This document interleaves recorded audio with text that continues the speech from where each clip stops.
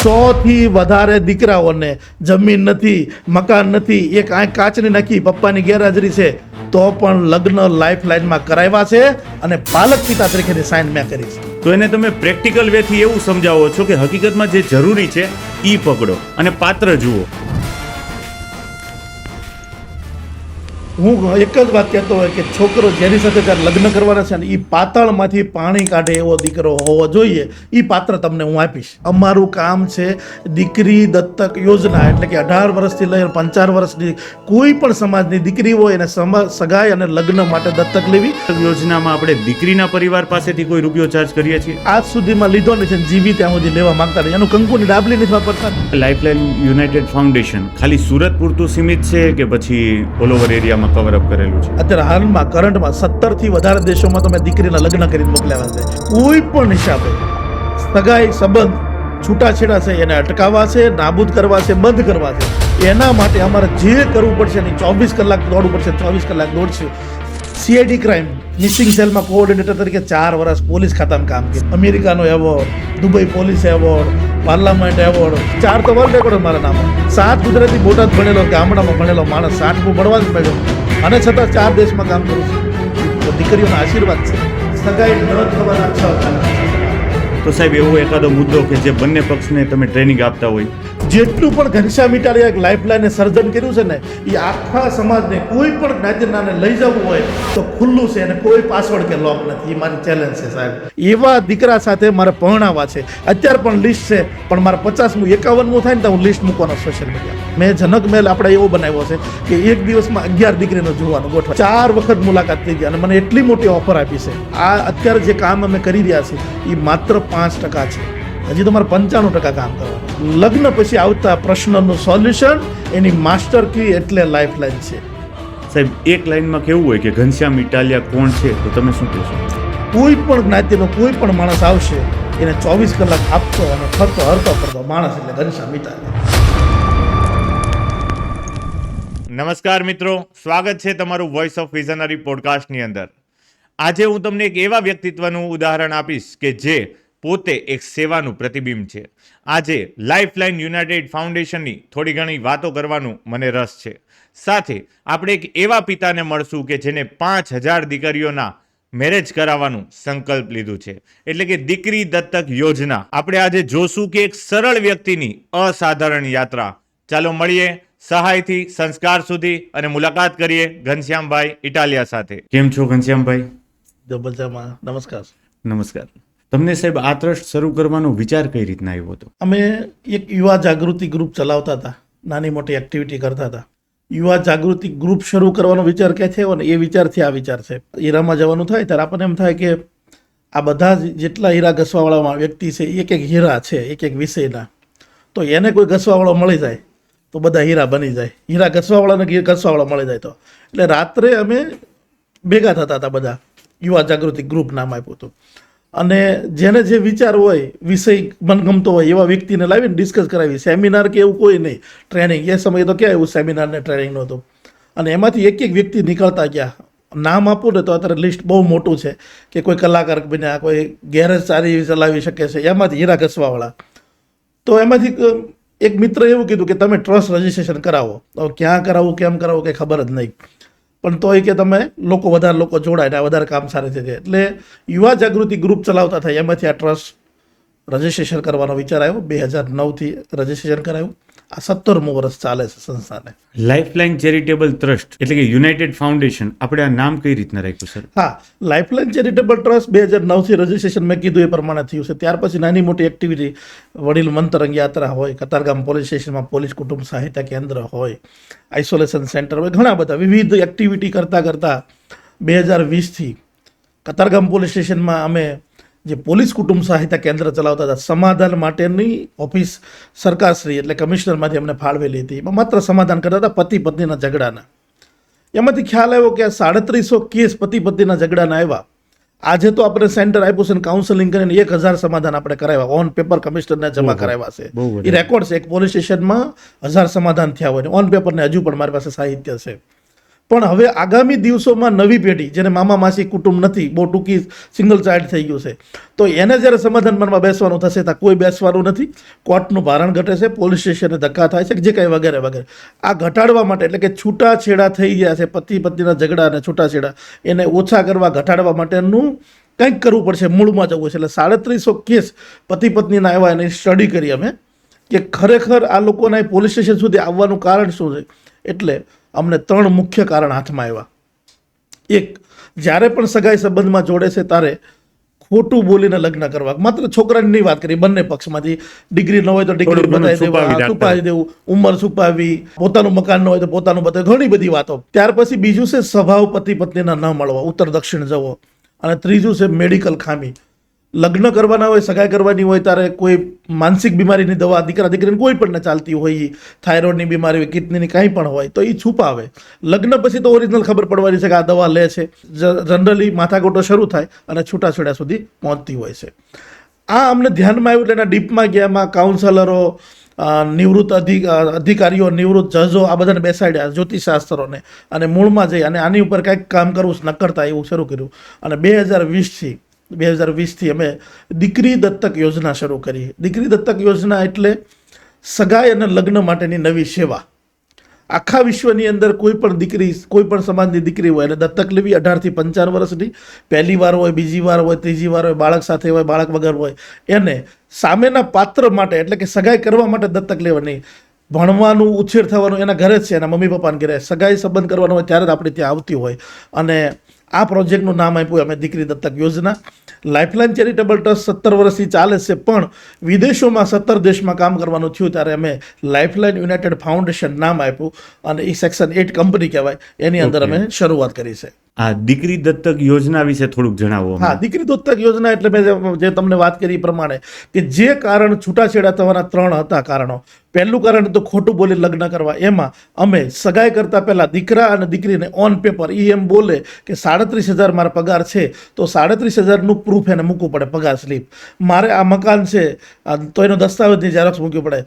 જમીન છે તો 7/12ની નકલ મૂકવી પડે. એવું પ્રૂફ સાથે જેવી રીતે બેંકમાં લોન લેવા જવાનું KYC કરતા હોય એવી સિસ્ટમ અહીંયા સગાઈ સંબંધ કરવા માટે આપી. અમારી વધારાની કોઈ ડિમાન્ડ નથી, પણ તમારી પાસે જે છે એ અવિશ્વાસનું એક વાતાવરણ ઊભું થયું છે, ખોટું બોલવાનું શરૂ થયું છે, એને પ્રૂફ વિશ્વાસમાં લાવવા માટે અમારા દીકરીવાળાને બતાવવા માટે આ પ્રૂફ લેવાનું શરૂ કર્યું. બીજું, પતિ પત્નીના જે બંનેના સ્વભાવ નહોતા મળતા એના 357 પ્રકારના ઇન્ટરવ્યૂ લાવ્યા. એ અમારું પોતાનું છે. આખા વિશ્વની અંદર કોઈ પણ જગ્યાએ જાઓ તો સગાઈમાં જોડતા પહેલા 357 સવાલો અમે પૂછવી છે ને એનું સોફ્ટવેર પણ અમે બનાવેલું. 357 સવાલ પૂછવાના સગાઈમાં પહેલા. તો એ થોડું સમજવા માટે કે એવા તો શું સવાલ હશે. તો અત્યારે કોઈ દીકરો હોય તો ડાયમંડમાં જતો હોય કે કોઈ પણ કામ કરતો હોય તો એ એક સવાલ એવો હોય કે તમે આજે આ બંધ થઈ જાય તો કાલે સવારે બીજું કરવાનું હોય તો તમારામાં શું નોલેજ છે, શું કરી શકો, એની કેપેબિલિટી જાણવા માટે. બીજું, એની રહેણી ગણી, કેટલા વાગે સુવો છો, કેટલા વાગે જાગો, મિત્ર વળ કોણ છે, મમ્મીનો સ્વભાવ, પપ્પાનો સ્વભાવ, આવા એના આંતરિક અંદરથી આવતા બધા સવાલો એના મમ્મી પપ્પાને ન ખબર હોય એવા સવાલો પૂછવામાં આવે. અને આજ સુધીનો રેકોર્ડ છે, એક પણ દીકરો દીકરી ખોટું નથી બોલ્યા, ઓરિજિનલ કહી દે કાંઈ પણ. એના મમ્મી પપ્પાને ન ખબર હોય એવી આ વાતો અમને કરે. 35 સવાલ એવા છે કે સામેનું પાત્ર તમારે કેવું જોઈએ છે એમાંથી એ લખાવાનું હોય છે. એટલે એમ મળી અને ટોટલ 357 એ સ્વભાવ મેળવવા માટેનું એક આ માધ્યમના સવાલો છે, દીકરા દીકરીને બંને પૂછીએ છીએ. ત્રીજું છે અમારું મેડિકલ, એટલે કે લગ્ન પહેલાં, સગાઈ પહેલાં 22 પ્રકારના મેડિકલ ચેકઅપ કરીએ. હવે 22 પ્રકારના મેડિકલ ચેકઅપ શા માટે કરીશ કે અમારે જ્યારે પોલીસ સ્ટેશનમાં કેસ આવતા હતા એમાં લગ્ન પછી ખબર પડે કે આ તો રોજ તો એક ગોળી ગળે છે, માનસિક બીમારી છે, થાઇરોઇડની બીમારી, બીજી 2 જ વિષય આવે. લગ્ન પછી ખબર પડે કાં છૂટું થવાનું કાં ખર્ચ કરવો. તો અત્યારે પહેલાં બધા ખર્ચ કરતા હતા, અત્યારના સમયમાં કોઈ ખર્ચ નહીં કરે, છૂટા જ પડે છે. છૂટું થવાનું કારણ જે હતું એટલે અમે લગ્ન પછી મેડિકલ કરાવી છીએ. એના 2 કારણો છે. એક કે દીકરા દીકરીની શારીરિક ક્ષમતા જાણવા માટે, આવનારું જે બાળક છે એનામાં કાંઈ ન આવે રોગ બંનેના, એ પણ અમે જાણવા માટે મેડિકલ ચેકઅપ કરાવી છીએ. એટલે આ જે સિસ્ટમ, ચેકિંગ સિસ્ટમ છે સગાઈ પછી થતી જે અમારી સિસ્ટમ છે, KYC કયો કે સિસ્ટમ કયો, એનું નામ અમે દીકરી દત્તક યોજના રાખ્યું છે. ટૂંકમાં આર્થિક હોય, સામાજિક હોય કે પછી પારિવારિક હોય કે પછી સ્વાસ્થ્યને લગતું હોય, બધી ટાઈપની ચકાસણી થઈ જાય. હા, પહેલાના સમયની અંદર જે અત્યારે જે કપલ છૂટા થાય છે 10 વર્ષે બાળક મોટા થાય 15 વર્ષે છૂટા થાય છે, એમાં એક કારણ પણ છે વ્યસન.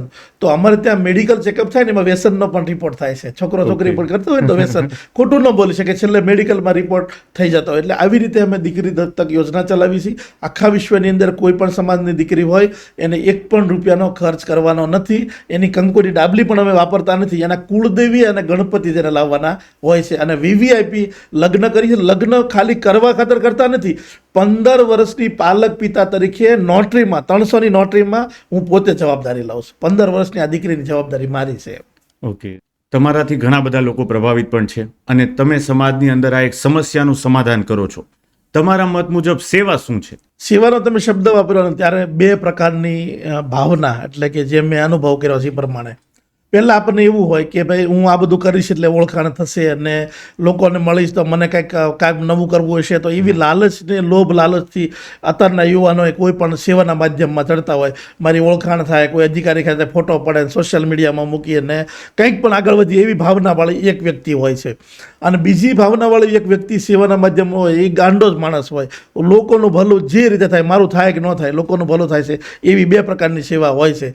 કોઈ પણ વ્યક્તિ અત્યારે આટલું બધું લઈને બેઠા હોય તો કોઈ યુવાન મારી પાસે આવે ને કે આ મારે કરવું છે અને હું આવીશ ને સહયોગ આપીશ ને, એટલે પહેલો પ્રશ્ન મારો એ હોય કે તમારે, હું પહેલાં માફી માગી લઉં કે મારે તમારા પરિવારનું પૂછાય નહીં, પણ તમારે આવક કયા છે, માધ્યમ શું છે પરિવાર ચલાવવાનું.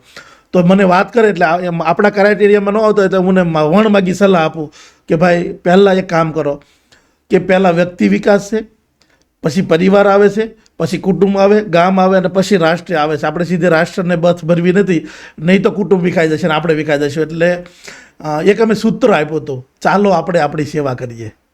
એટલે આપણે આપણી સેવા કરીએ એટલે પહેલાં આપણે મજબૂત થઈએ અને પછી થઈએ. એટલે અત્યારે જે વાત કરી ને સેવા, એટલે એમાં આપણે ડીપમાં નથી જવું, પણ અત્યારના યુવાનો એટલું કહી શકીએ કે પહેલાં પોતાને મજબૂત થવું જોઈએ, ત્યાર પછી કોઈ પણ માધ્યમ ચલાવવું પડે. આ મારો બહુ સ્પષ્ટ માનવું છે. તમારો જીવન મંત્ર શું છે સાહેબ? અત્યાર સુધી તો બહુ જ અલગ અલગ જીવન મંત્ર હતા. જેમ જેમ સમય ચેન્જ થતો હોય હવે એક જ લક્ષ્યમાં હું દોડું છું. કુદરતે ખૂબ આપ્યું છે અને આર્થિક રીતે પણ મજબૂત ને સમય ખૂબ આપ્યો છે.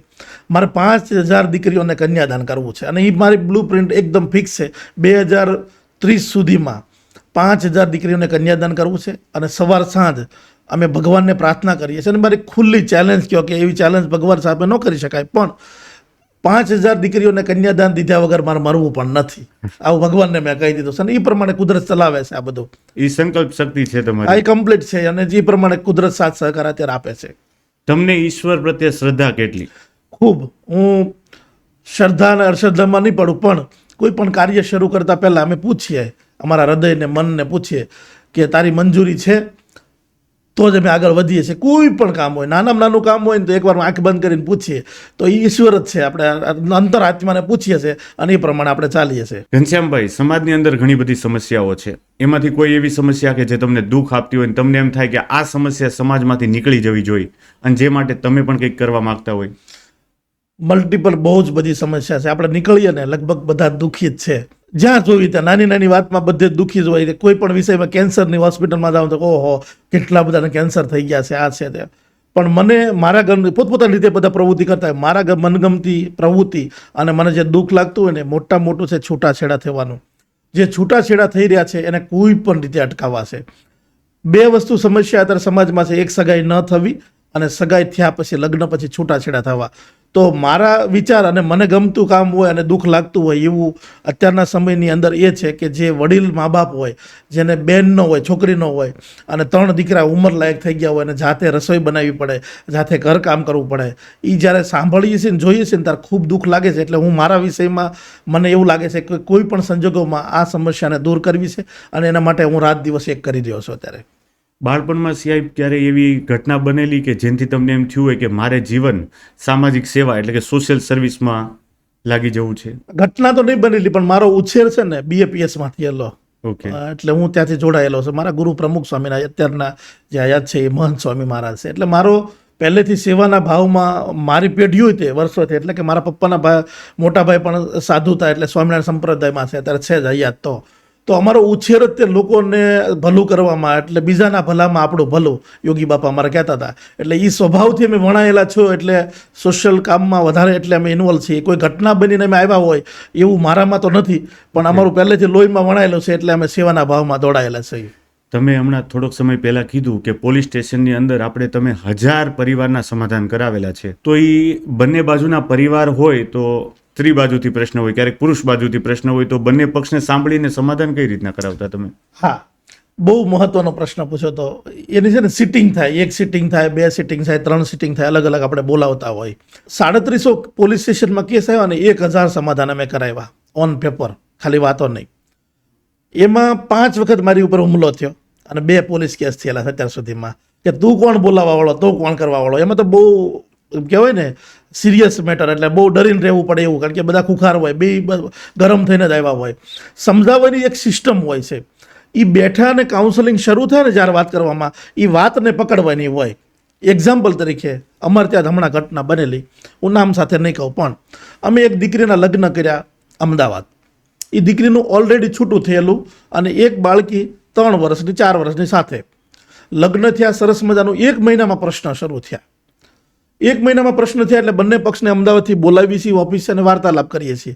કંઈ સમજાય જ નહીં, ફોલ્ડ જ હાથમાં ન આવે કે આ તકલીફ ક્યાં પડે છે. એકાબીજાને બહાનાબાજી વાંક કાઢ્યા કરે અને મિટિંગના અંતમાં ખબર પડી કે પ્રશ્ન ત્યાં છે કે પેલી ભાણકી એના મામાના ઘરે 1.5 વર્ષ રહી, છૂટું થયું, ત્યાર પછી એના જે મમ્મી એટલે કે એના નાની કહેવાય, એ નાનીએ રોટલી ખાતા નહીં, કુરકુરિયા, વેફર ને બધું ખાતા શીખવાડી દીધી. ફૂલ મામાના ઘરે રહે એટલે ફૂલ ખાતી થઈ ગઈ, એટલે એ ટેવાઈ ગઈ, રોટલી શાક ખાય નહીં. સાસરે ગયા પછી દીકરીને સાથે લઈ જવી પડે. સાસરે ગયા પછી ખબર પડી કે રોજ કંઈક 5 રૂપિયાના, 10 રૂપિયાના, 15 રૂપિયા, એટલે મહિને 800-1000 રૂપિયાનો ખર્ચો થાય છે. સામેનો પક્ષ એવો 2 રીતે જોતો હતો. એક, ખર્ચમાં માને નહીં, આ ખર્ચ નહીં કરવાનો, અને બીજું કે તું રોટલી ખાતા શીખવાડી દે, એવો પ્રશ્ન હતો. આમાંથી પ્રશ્ન ઊભા થયેલા, મૂળ ત્યાં હતું. બીજા પ્રશ્ન પછી તો નવા આવ્યા કરે. એ છેલ્લી મિટિંગમાં પકડાણો એટલે મેં કીધું બધા બહાર જતા રહ્યો, હવે બેટા તું એક બેસ. બધાને બહાર મોકલી દીધા ને એના કાનમાં એક મંત્ર આપ્યો કે તારે ખવડાવવાનું જ છે ને કુરકુરિયા, સામાન લાવવાનો જ છે, પણ તું જ્યારે સામાન લેવા જા ત્યારે એ સ્કેનરનો ફોટો મને મોકલવાનો છે, બિલનો. સાહેબ 9 મહિના મેં બિલ ચૂકવ્યું. મેં કહી દીધું કે 12 મહિના સુધી હું ચૂકવીશ, ત્યારે આ દીકરીને રોટલી ખાતા શીખવાડી દેવાનું છે. એ મારી તારે તો કે એને જવાબદારી આપી કે હું 12 મહિના નહીં જવા દઉં, હું એને શીખવી દઈશ. અને એ સરસ રીતે સંસાર અત્યારે ચાલે છે. તો આ વાત એટલે મારે કરવી પડે કે મોટી વાત નથી, પણ આવી બાબત અમે પકડી લેતા હોય છે. કાઉન્સેલિંગનું કામ હોય છે, કોઠાસૂઝનું એ કામ હોય છે કે મૂળ પકડીએ અમે કે આને ઉત્પન્ન ક્યાંથી થયું છે. એટલો સરસ રીતે સંસાર ચાલે. તો આવું તો ઘણું બધું છે, આવું ઘણું બધું છે. મને ઘણીવાર લોકો મજાકમાં કહેતા હોય કે તમારે સાંસારિક જીવન ચલાવવા માટેના ટ્યુશન ક્લાસ ચલાવવા પડે, ચાલુ કરવા પડે.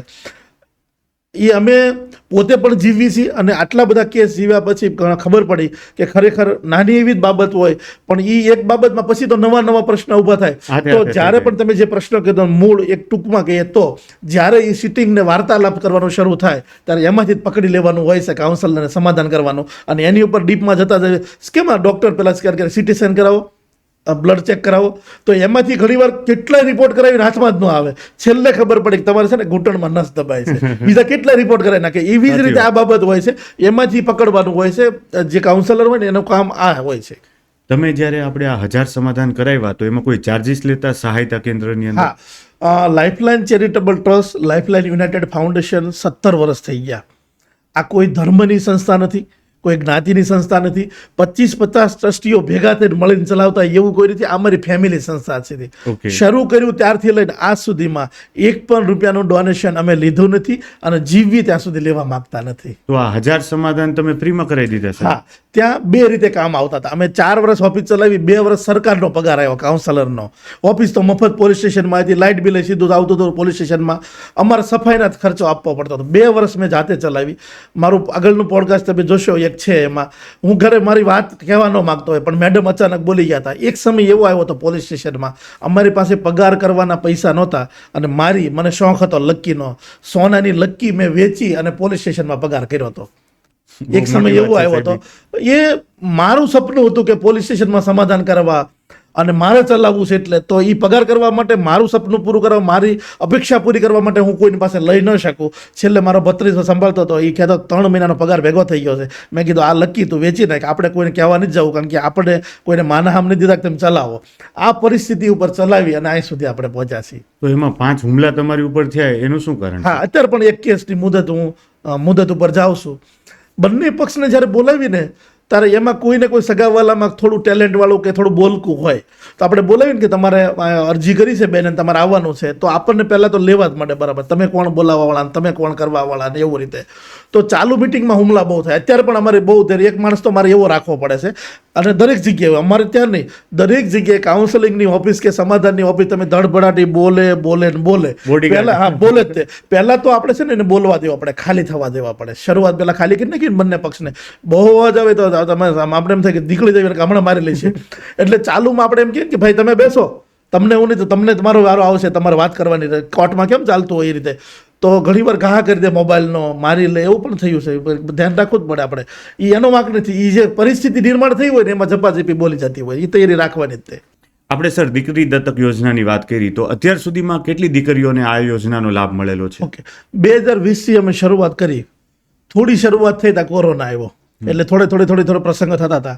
છેલ્લો પ્રસંગ હમણાં 20 તારીખે ગયો, 20/7/25 678મો પ્રસંગ અમે કર્યો. અત્યારે હવે તો બ્રાહ્મણના મંત્ર આવડી ગયા છે, ઓલો રસોઈ કેમ બનાવી એ આવડી ગયા છે, આખી ટીમ માસ્ટર બની ગઈ. 678 પ્રસંગ કર્યા અને મારે 5000 પહોંચવાનું છે. 5000 નો તમારો સંકલ્પ છે. અમારી આશા છે કે 5000 કરતા પણ તમારો બસ સંકલ્પ મોટો આશીર્વાદ થઈ લોકોના જશે. મળે. અમે તો છે ને આ વિષયમાં નિમિત્ત બન્યા છીએ. અમારે ઘણીવાર હું વિચાર કરું કે આગલા દિવસે અમે મલેશિયા એરપોર્ટ ઉપર બેઠા હોય અને બીજા દિવસે 4 લગ્ન દીકરીના હોંશે થઈ જાય અને અમે પહોંચી જઈએ અને સરસ રીતે થઈ જાય, તો કોઈ એનર્જી કે કોઈ કુદરત આશીર્વાદ કામ કરે છે. બાકી એક દીકરી જોવાનું, એક છોકરી બતાવે ને ત્યારે પરિસ્થિતિ એવી નિર્માણ થઈ જાય, તો એને જવાબ લેતા 6 મહિના થઈ જાય. એના બદલે અમે નવરાત્રિમાં એક રેકોર્ડ તૂટ્યો. નવરાત્રિમાં 9 દુર્ગા કરીને અમે એક સગાઈ કરી, એટલે 9 દીકરીની એક સાથે. અમે તો 2 સગાઈ 4 લગ્ન જ કરીએ છીએ, હવે કરવા પડે. પહેલાં તો 1 સગાઈ 2 જ લગ્ન કરતા, હવે તો સ્પીડમાં ગયું એટલે કરવું પડે છે. તો 9 દીકરીના એક સાથે સગાઈ હતી. એ મહિનામાં 32 સગાઈ કરી. એક મહિનામાં 32 સગાઈમાં 64 પક્ષ થાય અને 18 જ્ઞાતિ હતી. 64 પક્ષ અને 18 જ્ઞાતિમાં એક દીકરીને હા પડાવી હોય ને કે આ છોકરામાં તું બેસી જા, તો લોકો લોઢાના ચણા ચાવવા જેવા છે. તો 32 પક્ષ એટલે 32 સગાઈ કેમ થઈ છે? 64 પક્ષ થાય, 24 જિલ્લાના 18 જ્ઞાતિ હતી બહુ અઘરું એક જ management થઈ જાય, મહિનામાં. સાહેબ. તો એ કેમ થતું છે મને ખબર નથી. અમે કલ્પના અત્યારે વિચારવી ને તો કેમ થઈ ગયું ખબર ન પડી. એ રીતે એ નવરાત્રિના રજાઈઓ હતી એટલે એ રેકોર્ડ થયો. હવે આ જ મહિનામાં પાછો બીજો રેકોર્ડ થયો. અમે ગયા મહિનામાં મેડમ અમારા અમેરિકા જવાના હતા, તો 9 સગાઈ એક સાથે કરવી પડી અમારે. તો એ કેમ એક જ દિવસે 9 સગાઈ કરી. એ મહિનામાં 17 સગાઈ થઈ છે, તો 9 સગાઈ એક સાથે કરવી પડી. તો તમે વિચાર કરો કે, અને અમે પણ વિચાર કરી છે કે આ કેવી રીતે ચાલે ખબર નથી. તો અમારું 2026માં એક ટેગલાઇન છે અમારી કે હર ઘર લાઇફલાઇન. એટલે કોઈ પણ વિચાર કરે કે સગાઈ કરવી છે તો એવું નથી કે અમારે ત્યાં જ આવે, પણ અમે જે નવી સિસ્ટમ લાવ્યા છીએ અત્યારે કે દીકરા દીકરી દુઃખી ન થાય, ભવિષ્યમાં કોઈ ફસાય નહીં કાયદાકીય માહિતીમાં, અડચણમાં, એના માટેની જે નવી સિસ્ટમ છે બધા અપનાવે એવી અમને અપેક્ષા છે. એટલે હર ઘર લાઇફલાઇન અમારે જવું છે. તો સાહેબ આ પ્રોસેસમાં અરજી કઈ રીતના કરી શકાય? હા, અમારો છે ને 99-139-18,000 એક નંબર છે, હેલ્પલાઇન નંબર. આખા વિશ્વમાંથી કોઈ પણ સમાજનો દીકરા દીકરી હોય 18 થી 55 એને સગાઈ સંબંધ કરવાનો બાકી હોય તો 99-139-18,000 નંબર ઉપર એના બાયોડેટા મોકલી દેવાના. જૂના હોય, નવા હોય, ગમે તે હોય, બાયોડેટા મોકલશે એટલે 24 કલાકની અંદર એક રજિસ્ટ્રેશનનો મેસેજ આવશે કે તમારું રજિસ્ટ્રેશન થઈ ગયું છે. અમે ટૂંક સમયમાં સુરત, અમદાવાદ, પાટણ અથવા તો રાજકોટ તમારા નજીક પડતું સ્થળ ઉપર અમે તમને માહિતી માટે બોલાવીશું. જે 2.5 કલાકની મિટિંગ હોય છે, બધી જ માહિતી આપીએ છીએ. ત્યાર પછી જ એને ઓફિસે આવવાનું હોય. એને ગમે અમારી સિસ્ટમમાં બેસે કે નહીં બરાબર છે, આ પ્રમાણે અમારું કામ ચાલશે તો એને આવવાનું હોય છે. એટલે અમારો એક નંબર છે. સાહેબ કઈ કેટેગરીના લોકોને, કઈ જ્ઞાતિના લોકો એમાં એપ્લાય કરી અમે શકે? સર્વ જ્ઞાતિ માટે કામ કરીએ છીએ. સોશિયલ એક્ટિવિટી 2009માં શરૂ કરી ત્યારે પણ સર્વ જ્ઞાતિમાં કરતા હતા, અને જીવીશું ત્યાં સુધીમાં હિન્દુની, જૈન એટલે કે હિન્દુની સર્વ જ્ઞાતિ માટે અમે કામ કરીએ છીએ. સાહેબ આ યોજના પાછળનું સંવેદનશીલ પાસું શું છે? સંવેદનશીલ પાટું તો ન કહી શકાય, પણ અમે જે પોલીસ સ્ટેશનમાં સમાધાન કરતા હતા એ સમાધાન નથી કરવા દેવા, કોર્ટના ધક્કા નથી ખાવા દેવા અને છૂટાછેડા અટકાવવા છે, ઓછા કરવા છે, એ બાબતથી લઈને અમે કામ કરી રહ્યા છે. સગાઈ કરવી, કરિયાવર આપવો, બધું તો ગૌણ વસ્તુ છે, પણ અમારો મૂળ હેતુ ને અભિયાન એ છે કે છૂટાછેડા થવા અટકાવવા. પણ એની સાથે 5,000 દીકરીઓને જ્યારે હું લગ્ન અમારા પૂર્ણ થશે ત્યારે 500-700 દીકરી એવી છે કે જેને ભાઈ મળી જશે, જેને મા બાપ મળી જશે, જે મા બાપ વગરની છે. અત્યારે 37 દીકરીઓ એવી છે કે જેના ભાઈ મા બાપ નથી અને લગ્ન થઈ ગયા છે, જેના પાલક પિતા તરીકે મારી સાઇન છે. પાછળ નામ નથી લખી શકતા પણ પાલક પિતા તરીકે સાઇન મારી છે. જેને લાડવા દેવા પણ અમે જઈએ છીએ. દર વર્ષે 20 તો લાડવા થાય છે મારે, 20-22 લાડવા હોય છે. એનું બેસણું કોઈ એના કુટુંબમાં હોય તો અમારે જવાનું હોય છે, શ્રીમતમાં અમારે જવાનું હોય છે, કારણ કે મારા છોકરાએ એક જાઉતલ આપ્યા હોય છે એના ભાઈ તરીકેના. એટલા માટે તો સાહેબ આટલું બધું મેનેજમેન્ટ કઈ રીતના થઈ શકે? ઓટોમેટિક થાય છે. અત્યારે એક ગ્રુપ છે અમારું સગાઈ અને લગ્નનું, 84 એજન્સી છે, જેમાં ફૂલવાળા આવી ગયા, ઢોલી આવી ગયા, ગાડી શણગારવાળા આવી ગયા, રસોઈ આવી ગયા, ગોર મહારાજ આવી ગયા. હું એવું લખું કે 17 ચારે સગાઈ છે, 1 કે 2, એ 84 એજન્સીને બુકિંગ કરી નાખવાનો, એને ફોન પણ નહીં કરવાનો. અને આજ સુધીનો રેકોર્ડ છે કે મેં લખ્યું હોય કે સગાઈ 7:30 વાગે ગોળ ફાર્મમાં એક સગાઈ, તો 7:30 ને 5 ઉપર એક પણ એજન્સી મોડી નથી પડી. કેમેરામેન હોય, ગોર મહારાજ હોય, ઢોલવાળા હોય, એ પહોંચી જ ગયા હોય. એ કુદરત આ મેનેજમેન્ટ ચલાવે છે. બધું ટાઈમસર ઓટો મોડ ઉપર છે, નહીં તો ચાલી જ ન શકે ને કે હજી ઢોલ વાળો આવ્યો નથી, હજી પાણી વાળો આવ્યો નથી, બધું જ ઓટો મોડમાં ચાલે છે. આજ સુધીમાં સિંગલ ફરિયાદ નથી. બીજું, અમે જેવા તેવા લગ્ન કરતા નથી, એટલે કે મને જ નથી ગમતું. અમે તમે એક વિડીયો જોજો, વીવીઆઈપી લગ્ન કરીએ, સ્ટાન્ડર્ડ ભવ્ય લગ્ન કરીએ છીએ કે કોઈ દીકરો કે દીકરાને, દીકરીને દીકરો બંને એના અરમાન અધૂરા ન રહે. ઘણા એમ કહેતા કે એક જ વાર લગ્ન કરવાના હોય, એ મોટા ખર્ચ પણ નથી કરવા દેવા મારે, અને સામાન્ય ખર્ચની અંદર ભવ્ય લગ્ન થઈ જાય. એના અરમાન હોય, એક જ વાર લગ્ન કરવાના હોય. એટલે ઘણીવાર અમને પ્રી વેડિંગમાં લોકો વિરોધ કરે કે પ્રી વેડિંગ ન કરવું હોય, તો અમે પ્રી વેડિંગમાં નવું લાવ્યા. મતલબમાં પ્રી વેડિંગ શા માટે? તો બે કારણોસર અમે પ્રી વેડિંગ કરાવીએ. એક, દરેક દીકરીઓને એવું હોય પ્રી વેડિંગ થાય તો અમે મંદિરમાં પ્રી વેડિંગ કરાવીએ છીએ, સાંસ્કૃતિક રીતે. ને હમણાં પ્રી વેડિંગ તમે જુઓ તો મહાદેવના મંદિરમાં. બીજું, અમારો એક નિયમ છે કે ટૂંકા કપડાં પહેરીને પ્રી વેડિંગ કરવું નહીં. પ્રી વેડિંગ એટલા માટે કરાવીએ છીએ કે લગ્ન પહેલા બોન્ડિંગ થાય બંનેનો, સાથે રહે, વાતચીત થાય, સમજે, વાતો થાય, થોડોક સમય પસાર કરે. એના માટે અમે ખાસ કરીએ છીએ કે લગ્ન પછી કાંઈ ફોલ્ટ ન આવે. તો અમે અને સંસ્કૃતના શ્લોક સાથેનો એક પ્રી વેડિંગ અમારું થાય છે, એટલે દીકરીના અરમાન પણ પૂરા થાય, સંસ્કૃતિ પણ જળવાય અને એનું બ્રોન્ડિંગ પણ થાય. એટલા માટે પ્રી વેડિંગ કરાવી. કોઈ પણ સામાન્ય લગ્ન કોઈ વ્યક્તિને કરવા હોય તો એનું આયોજન 3 મહિના પહેલા થતું હોય, અને તમે 84 એજન્સી એક દિવસમાં એને પંચામૃત લગ્ન વિધિમાં બેસવું હોય ને, એનું પંચામૃત ને ગૌમૂત્ર પણ લાવવાનું નથી, એનું આસન પણ પાથરી દેવી છે. હું ઘણીવાર મજાકમાં વાત કરતો હોય કે વહેલી સવારે મંડપ મુહૂર્ત હોય 7 વાગે, તો ગૌશાળાએ તો તમારે ગૌમૂત્ર લેવા મોકલવું હોય તો બેન નિમણૂક કરવી પડે કે માસીનો છોકરો જશે. અહીંયા તો કંઈ જ ચિંતા નહીં, બધું જ રેડી હોય, સીધું છે તૈયાર માથે બેસી જવાનું હોય છે. સાહેબ, તમારા આ બહુ બધા સહકાર કાર્ય દેખાય મને આની અંદર. તો આનાથી કોઈ દીકરીનું જીવન બદલાઈ ગયું હોય એવો કોઈ એક મજેદાર કિસ્સો, તમને યાદગાર કોઈ પલ હોય? દુનિયાના ફરકના એક દીકરીનું તમે એક દીકરીનું જોઈ લો કે એની કલ્પના બહારની વાત છે. એ હું વાત કરવા જઈશ ને તો મને રૂવાડા બેઠા થાય એવી એક દીકરીના પરિવર્તન. તમે દીકરીને સાંભળશો ને ત્યારે મારા મોઢે કહું, અને એ વખાણ કરવી કોઈ વાત નથી. એક દીકરી, તમે મારા મોબાઈલમાં મેસેજ જોવો ને, મારા જન્મદિવસ 3 દિવસ પહેલા હતો, તમે મેસેજ જોવો ને તો મને એમ થાય છે કે મને ભગવાને આના માટે જ મોકલ્યો છે. મેં એ જન્મદિવસ પૂરો થયો અને સાંજે મેં એમ કહી દીધું કે હવે કામ કરો, મારે વ્યસન નથી, ફરવાના શોખ નથી, ખોટા ખર્ચા નથી, મને ખાવા મળે ને એટલું તો કુદરતે આપી દીધું છે, મારે કાંઈ જ કરવું નથી. મારે 100% મારું જીવન હવે 2025 પૂરું થાય ને ત્યાં સુધી મારે હાવ સામાન્ય જીવન જીવવું છે. મેં લોકોને જેને ખબર છે મેં 10 જોડી વ્હાઇટ એકદમ ખાદીના કપડાં ગયા મહિના સીવડાવ્યા, એક જ સાથે, ચપ્પલમાં, બૂટ ચપ્પલ ઇન નહીં માનો. આજે પણ મને એવું હતું કે આખા વ્હાઇટ જ કપડાં પહેરો. મારે હાવ એકદમ સાદું જીવનમાં જતું રહેવું છે, કારણ કે હું કોઈના ઘરનો દાણો પણ ખાતો નથી, પાણી પણ મારે ભેગું હોય છે. એવું નથી કે એના ઘરે સારું નથી ને ખરાબ હશે ને એવું, એટલા માટે નહીં, પણ મારે કોઈનો અન્નનો દાણો પણ ખાવો નથી. મારો નિયમ છે. આટલા પ્રસંગ 678 પ્રસંગ કાઢ્યા, એક પણ પ્રસંગમાં હું જમ્યો નથી આજ સુધીનો. કોઈ દીકરા દીકરીના ઘરે અમે જોવા લઈને ગયા હોય, એના પપ્પા ભાઈ ન હોય તો એના ઘરનો હું ચા પી લઉં. એટલા માટે સુકન કહેવાય, મારે પીવી પડે દીકરીના ઘરે ગયા હોય, પણ એનો નાસ્તો હું કરતો નથી, જમતો પણ નથી. આજ સુધીનો રેકોર્ડ છે. કોઈ જગ્યાએ આજ સુધીનો રેકોર્ડ. કોઈના ઘરે હું અન્નનો દાણો, અને ભૂલમાં અન્નનો દાણો મારે મુખવાસે ખવાઈ ગયો હોય તો હું 10 રૂપિયા 20 રૂપિયા એના મંદિરમાં મૂકીને આવું છું, કારણ કે મારે માથે બહાર નથી રાખવો. એક ભાવ કે આપીને જઈશ, કોઈનું લેવું નથી મારે. આજ સુધીમાં આવી રીતે અમે ચલાવી રહ્યા છીએ. સાહેબ, તમે આ ચલાવી રહ્યા છો, એ ટ્રસ્ટ સરળ છે કે કઠિન ચલાવવું? ખૂબ અઘરું છે, પણ એકવાર આપણે ઓલી સાયકલ ફાઇવલમાં શીખતા હોય ને પછી ફૂલ છૂટા સીટ ઉપર શીખતા હોય છૂટા હાથે કેમ ચલાવી એ રીતે અમે ચલાવી છીએ. આ માત્ર દીકરાના લગ્ન કરવાની એજન્સી ભેગી કરવી ને બંનેને પાત્ર બતાવવાનું એ તો માણસોથી થઈ જાય, પણ સામાજિક જે પ્રશ્ન આવે ને એ કોઈ સહન નથી કરી શકતો.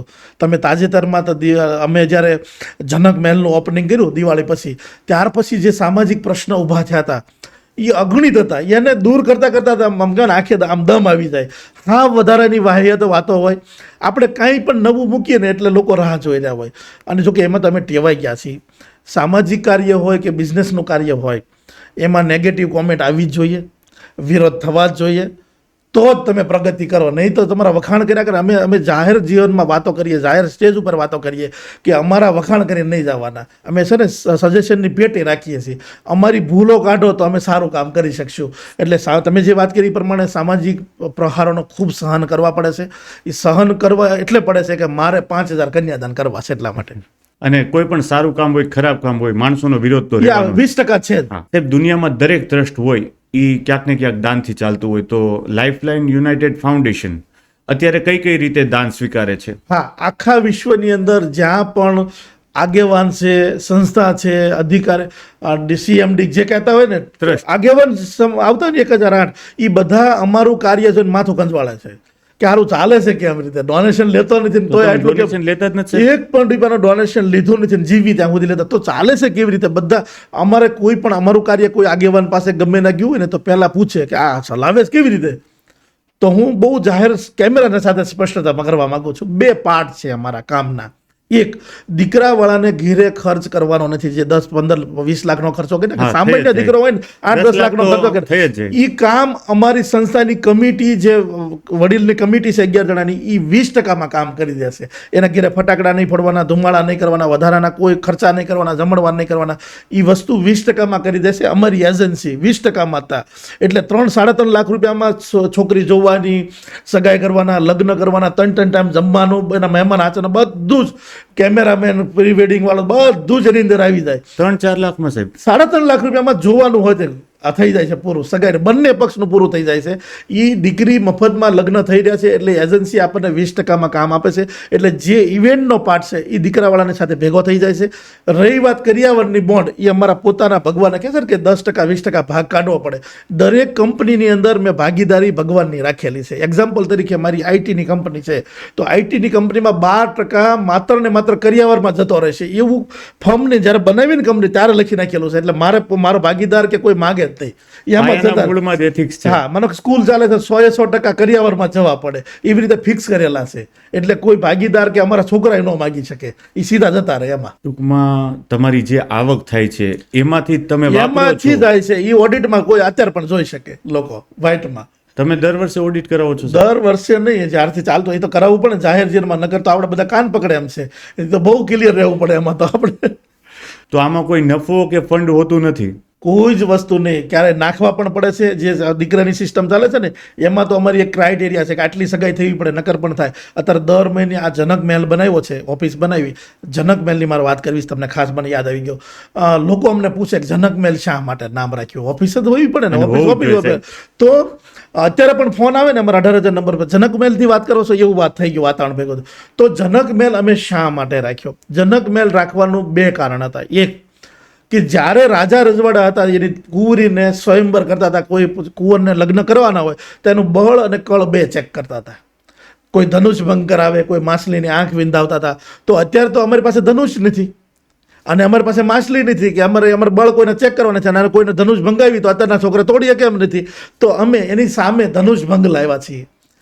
કોઈ પણ દીકરાને, અમારી દીકરી છે એને એની સાથે સ્વયંવર એટલે લગ્ન કરવા હોય તો પહેલાં એની પાસે જે છે એમાં પ્રૂવ કરવું પડે. એટલે પહેલું ધનુષ ભંગ થયું. એની 7 બારની નકલ આપવાની, દસ્તાવેજ આપવાના, એ ધનુષ ભંગ થયું અને એમાંથી પસાર થાય. પછી માછલીની આંખ વિંધવાની છે તો 357 સવાલનો અમારો ઇન્ટરવ્યુ છે. એ ઇન્ટરવ્યુ છે એમાં ધનુષ ભંગ થયું કે માછલીની આંખ વિંધી. અને ત્રીજો, મેડિકલમાંથી પસાર થવાનું, ત્યારે એ પાછું ધનુષ ભંગ થાય. ત્યારે એ દીકરો, અમારી દીકરીને, કુંવરીને એ મોરમાં પહેરી શકે. એટલે એ દીકરીનું પિયર છે જનક મહેલ. અને જનક મહેલ રાખવાનું બીજું કારણ એ છે કે જ્યારે સીતાજીના લગ્ન થયા ત્યારે એને ખબર જ હતી કે બહુ સારું રજોડા છે. ત્યારે એની ખબર નથી કે વનવાસ કરવાનો છે. લગ્ન પછી વનવાસ થયા. જો જનક રાજા ઈચ્છે તો સીતાજીને પાછા બોલાવી શકે અને સીતાજી પણ ઈચ્છે તો પાછા જઈ રહે, એને ક્યાં તાણીથી ત્યાં કાંઈ હતું? રથ મંગાવી લે ને જતા રહેતા જનક રાજાને. તો જેવી રીતે સીતાજીએ પતિના પગલે પગલે ચાલવાની ટેક રાખી અને વનવાસ કર્યો, એવી રીતે આ જનક મહેલમાંથી જેટલી પણ દીકરીઓ જાય એ એક મેસેજ લે કે હું મારા પતિના પગલે પગલે ચાલીશ એટલા માટે કે હું લાઇફલાઇન યુનાઇટેડની દીકરી છું અને મારું પિયર જનક મહેલ છે. બહુ મોટી વાત એટલે છે. આ મેસેજ લઈ દરેક દીકરી જાય. એટલા માટે અમે આખા વિશ્વની અંદર કોઈ પણ જગ્યાએ દીકરી હોય, એ ચાહે જુનાગઢની હોય, એ કેનેડા રહેતી હોય, એના લગ્ન તો જનક મહેલમાં જ લખાય છે આજ સુધીમાં. તો એમ કહી શકીએ આપણે માતા સીતાને ભગવાન શ્રી રામ જેવું સારું પાત્ર મળે એની પૂરતી ચકાસણી કરીને રાજા જનક રૂપે જેવું તમે કામ કરી રહ્યા છો. અત્યારે પણ કોઈ પણ દીકરીનો પ્રશ્ન આવે ને તો અમારે 3 લેયરમાં કામ કરે ટીમ. એવું નથી કે આટલું બધું ચકાસ્યા પછી પ્રશ્ન નહીં આવે. દર મહિને નવા પ્રશ્નો સર્જન થાય. અમારા સિલેબસ ન હોય ને એવા પ્રશ્ન આવે છે. તો લગ્ન પછીની એક ટીમ છે કાઉન્સલરની, અત્યારે પણ અમારી ટીમ કામ કરે છે. તો એને એક જ વસ્તુ કે બેટા તું જનક મહેલમાંથી લગ્ન લખાણા છે અને તું જનક રાજાની દીકરી હોય ને એ રીતે સ્વયંવર તારો થયો તો એટલું ધ્યાન રાખજે કે લાઇફલાઇનનું તું નામ નહીં ડૂબાડતી. ત્યાં 80% પ્રશ્ન થઈ જાય અને ત્યાર પછી ટીમ કામ કરે છે. સમજાવવાનું પણ બહુ સરસ રીતે કામ થાય. આજ સુધીમાં 7મું વર્ષ ચાલે છે. 678 પ્રસંગ કર્યા. મારે સાહેબ પૂછવું છે, આ 678 તમે જે પ્રસંગો કર્યા એમાંથી કોઈ દીકરીનું તૂટ્યું એવું? એ વાત ઉપર હું જઈ રહ્યો હતો ઓકે કે 678 પ્રસંગ કર્યા, એમાં 2 જ મારા દીકરા દીકરીનું બગડ્યું છે. એમાં આજ સુધીનો રેકોર્ડ છે. એમાં સુધારો કરવા માટે આવ્યા છે એટલે અમારે ત્યાં ન બગડવું પડે તો જ, નહીં તો એ નહીં ચાલે. તો બીજું જ વર્ષ હતું ને 2 દીકરીનું છૂટું કરવાનું થયું. બીજું વર્ષ અમારું હતું જ્યારે 22માં. ત્યાર પછી આજ સુધીનો 3 વર્ષનો રેકોર્ડ છે, કોઈ છૂટું નથી થયું. હા, પ્રશ્ન આવે છે એનું સોલ્યુશન લાવી છે. પ્રશ્ન આવે જ છે. પ્રશ્ન તો આવવાના છે. એ આવવાના 1000 પ્રશ્ન આવશે. સંસાર લઈને નીકળ્યા એટલે 1000 પ્રશ્ન આવવાના છે. એનું સોલ્યુશન લાવવું એ મારું કામ છે. તો સાહેબ આ 2 પ્રશ્ન આવ્યા કઈ રીતના અને એનું સમાધાન તમે કઈ રીતના હા. આવ્યા? તો શરૂઆતમાં અમે એક દીકરો ઇન્ટરવ્યુમાં આવ્યા, એને પૂછ્યું કે શારીરિક કોઈ તકલીફ? તો કે હા, મેં થાપાનું ઓપરેશન નસનું કરાવેલું છે. ઓકે. એટલે એમ કીધું કાંઈ વાંધો નહીં, તમારા જે ડૉક્ટરને જ્યારે ઓપરેશન કરાવ્યું અને ફિટનેસ સર્ટિફિકેટ અમારે જોશે, ઇંગ્લિશ અને ગુજરાતી બંને તમે મને આપશો ત્યાર પછી આગળ વધશે. તો એને ફિટનેસ સર્ટિફિકેટ આપ્યું કે આ દીકરો ફિટ છે, ઓપરેશન મેં કરેલું છે, ડૉક્ટરે લખીને આપ્યું અને આ દીકરો ફિટ છે એવું લખીને આપ્યું. અમે દીકરીવાળાને બતાવ્યું, એને એક્સેપ્ટ કરી લીધું. ટૂંકમાં ખોટું સર્ટિફિકેટ કાઢ્યું એવું? નહીં, ઓરિજિનલ જ આપ્યું. હવે વાત ક્યાં જાય છે? લગ્ન થયા, લગ્નના 3જા દિવસે દીકરી રડતી આવે છે અને એમ કહે છે કે જે સર્ટિફિકેટ આપ્યું છે કે થાપાનું નસનું ઓપરેશન કરાવ્યું એ તદ્દન ખોટું છે. એને ગોળા બદલાવેલા છે, સ્ટીલના નાખેલા છે. 2 અલગ અલગ વસ્તુ. હા, એટલે ઓલા ફિટનેસનું આપ્યું એ સાચી વાત કે અત્યારે ફિટ છે, પણ એમાં લખ્યું નહીં ગોળાનું ઓપરેશન છે. એટલે 3જા દિવસે દીકરી તોય એક્સેપ્ટ કરે છે. દીકરી એમ કહે છે કે મારે ત્યાં જ રહેવું છે. જૂઠું બોલ્યા તો પણ અમને એટલું દુઃખ લાગ્યું, અમને એટલો આંચકો લાગ્યો કે 4 મહિના અમે કામ ન કરી શક્યા. આ દીકરી સાથે આપણે ખોટું કરી નાખ્યું. એટલે તરત એ જ મિનિટે એક ડૉક્ટરની ટીમની નિમણૂક કરવામાં આવે છે. અત્યારે મારા 7 ડૉક્ટરો કામ કરે અલગ અલગ ફિલ્ડના. કાપેલું, મૂકેલું, પેઢીઓમાંથી આવેલું કાંઈ પણ મેડિકલ ખામીવાળું હોય તો એ મારી 7 ડૉક્ટરની ટીમ ચેક કરે, એ લખીને આપે તો જ એને હું લઉં છું, નહીં લેતો જ નથી. તમે એક પાલક પિતા તરીકે તમે સાઇન કરેલી છે. દુઃખ લાગે. 4 મહિના કામ ન કરી શક્યા અમે. આમ શબ્દ થઈ ગયા, એકદમ સ્થિર થઈ ગયું. અને શરૂઆત હતી, બીજું જ વર્ષ હતું, તો અમે એ જ મિનિટે નિયમ બનાવ્યો કે આવું કોઈ પણ આવે તો આપણે ડાયો નહીં થવાનું. આપણો મેડિકલનો વિષય નથી. આપણે ડૉક્ટરની ટીમને આપણે નિમણૂક કરો અને કરી દીધી. બીજી દીકરી ખોટું બોલી અમારી સાથે. એને કીધેલું, પ્રશ્ન પૂછેલો કે આંખના નંબર છે, ત્યારે અમે પૂછતા હતા, ચેક નોટ કરાવતા. તમે કીધું નથી. લગ્ન પછી 4થા દિવસે કુકરમાં વઘાર નાખવા ગયો, બહાર જતો રહ્યો અને એને સાસુને ખબર પડે કે 1.5 ફૂટ ઉપર આને દેખાતું જ નથી અને દેખાતું જ નહોતું. તો અમે તાત્કાલિક એ લોકો આવ્યા અને સારા ડૉક્ટર મારી જ ગાડીમાં લઈ અને 5 ડૉક્ટરને અલગ અલગ રિપોર્ટ કરાવ્યા. ખબર પડી કે 60% પડદો તાનો ફેલ થઈ ગયેલો છે આંખનો અને આગળ ધીમે ધીમે જતો રહેશે. આ ખોટું બોલ્યા. પછી દીકરીવાળાને મેં બેસાડ્યા ખાનગીમાં. તો એને કીધું કે નહીં, આ ચશ્મા પહેરતી નથી, ચશ્મા છે ને દવાઈ છે, પણ અમે તમને જણાવ્યું નહોતું. ત્યાર પછી મને એમ થયું કે દીકરાવાળા સાથે આપણે ખોટું થઈ ગયું. આપણા ભરોસે આવ્યા હતા એટલે એ જ મિનિટ આપણે છૂટું કર્યું અને દીકરીને મેડિકલનો ખર્ચ મારા એકાઉન્ટમાંથી આપ્યો કે જેટલી પણ દવા થશે આ દીકરીની જવાબદારી લીધી છે. તો આપણે કરી બીજી જગ્યાએ સારું પાત્ર કુટુંબમાં મળી જાય તો ઠીક છે, પણ દવા હું અને કરાવીશ એવું મેં કીધું. આપણે તો US સુધી આપણે જે ચેક કરાવ્યું કે આની કોઈ હોય તો ટ્રીટમેન્ટ હતી નહીં. હા, ત્યાં સુધી આપણે ચેક કરાવ્યું કે આનું જો સારું થતું હોય, પણ ડૉક્ટરે એમ કીધું કે આને ધ્યાન રાખવું પડશે, સારું નહીં થાય. એટલે સારું કરાવ્યું, છૂટું કરાવ્યું. ત્યાર પછી આપણે આંખના નંબર ચેક કરવાનું ચાલુ કર્યું. અત્યારે બેલાડીયા હોસ્પિટલમાં ચેક કરાવી છીએ. એટલે જ્યારે અમને પ્રશ્નો આવે ત્યારે અમને ટીમ કરંટ હોય છે, નિયમ બની જાય અને સિસ્ટમ બની જાય છે. બહુ બધી વસ્તુ મેનેજ કરો છો તમે. મને સાંભળીને એવું થાય છે તો તમે પ્રેક્ટિકલ લાઈફમાં જીવો છો તો બહુ અલગ વિષય અત્યારે છે. તો આ વાત કરવા જઈએ ને તો સાંજ પડી જાય. અમે સગાઈમાં જોડતા પહેલા 2.5 કલાકની ટ્રેનિંગ આપીએ છીએ ઓકે. દીકરા દીકરીને, જે વિશ્વની પહેલી ટ્રેનિંગ છે. છૂટાછેડા થવાના 3 ને એક ચોથું કારણ મળ્યું વ્યસનનું, 4 કારણો સફળ થયા. 7 વર્ષથી ચલાવી છે. 4થું વર્ષ થયું તો ખબર પડી સગાઈ ન થવાના 6 કારણો છે સમાજમાં. તો અમને ઈ અમારા દર્શક મિત્રોને જણાવો, સગાઈ ન થવાના ઈ 6 6 કારણો કયા હા. છે? અત્યાર સુધીના છે ને, તમે કુટુંબમાં ભાઈઓમાં મામા માસી ફુવાને તમે કોઈને એમ કહો કે મારો ધર્મેશ મોટો થઈ ગયો, આપણે મોટો થઈ ગયો હોય છોકરો, તો આપણે વાતો કરીએ કે કોઈ હોય ધ્યાનમાં રાખજો ને, આપણે વાતો કરીએ તો સામેના વાળા એમ કે કંઈક ખામી કાઢે આપણા છોકરામાં. માનો કે આપણો છોકરો ધર્મેશ હોય, આપણે મામાના માસીને ફુવાને કહીએ ને તો કે તમારે જમીન નથી ને એટલે થોડુંક અટકાય. કોઈ એમ કે તમારું મકાન નથી ને, બહુ કેવું, જમીન નથી, મકાન નથી, પગાર ઓછો પડે છે, એવા 100 વાતો કરતા હોય. એટલે એક એક્ઝામ્પલ આપીશ કે એક દેવાણી ભાઈ અમારામાં છે, દેવાણી અટક છે, અમારા કમિટીમાં છે. એનો દીકરો ધર્મેશ છે, એ ઉંમર લાયક થઈ ગયો એટલે બધાને વાત કરતા ફરે. એમાં એના ગામનું એક શ્રીમત હતું, એના જ કુટુંબમાં એની જ જ્ઞાતિનું કુટુંબ હતું. શ્રીમતમાં જાય છે અને એક કલ્યાણ દાદા મળે છે. એને કલ્યાણ દાદા મળે છે એટલે કહે છે કે ભાઈ ધર્મેશ મોટો થઈ ગયો, દાદા કંઈક હોય તો ધ્યાનમાં રાખજો. જેવી વાત કરે છે એટલે કલ્યાણ દાદા એક નિહાકો નાખે છે કે ભાઈ તારી મંજીભાઈ વાત સાચી, દિવાળીનો ભાઈ મંજીભાઈ, પણ તારે ઘરનું મકાન નહીં સિટીમાં, એટલે તારે છોકરાને સગાઈ ન થાય. નિહાકો નાખે છે એના જ કુટુંબના. એટલે એના મગજ સટકી જાય છે કે કુટુંબમાં બીજા નાના માણસો કહે તો બરાબર છે, આ તો આગેવાન કહે છે, એટલે છોકરાને બેસાડે છે અને રાતે સંકલન કરે છે. કોઈ પણ રીતે એક ટોકન આપી અને કુંભઘણો મૂકી દેવો છે અને આપણે એક નાનો એવો ફ્લેટ ડેવલપમેન્ટ વિસ્તારમાં લખાવો છે. એટલે એ લોકો ટોકન લે છે, કુંભઘણો મૂકે છે, દસ્તાવેજ બાકી રહેશે. બીજો એક ઓપનિંગનો પ્રસંગ આવે, પાછા કલ્યાણ દાદા ભેગા થાય છે. એટલે વાત કરે છે કે દાદા તમારે સત્યનારાયણની કથામાં આવવાનું છે. તો કે કેમ? તો કે કીધું તું સગાઈ ન થાય એટલે મકાન રાખી લીધું છે, હવે કંઈક વાત આગજો એમ. તો એ એટલી હજી વાત કરે છે ને ત્યાં બીજો નિહાકો નાખે છે એના જ કુટુંબના કે મંજી તારી વાત હાચી, તે મકાન લઈ લીધું, પણ અત્યારની દીકરીઓ ખેતી નથી કરી પણ ખાતેદાર તો માગે, તાર જમીન નથી. પાછું બીજું લાવે, પાછો બીજો નિહાકો નાખે, એટલે પાછું ચોટલી ખીતો થઈ જાય. આ તો કલ્યાણ દાદા કે છે આગેવાન છે એટલે તો કહેવું પડે ને. એટલે કે એક કામ કે તાર મામાને ફોન કરી, આપણે તો ખાતેદાર નથી પણ તાર મમ્મીના નામે આપણે 7/12 એન્ટ્રી પડાવી છે. એટલે ભાલ વિસ્તારમાં 5 વીઘા જમીન લેશે અને પાછી જમીન લઈ અને આગળ વધે છે.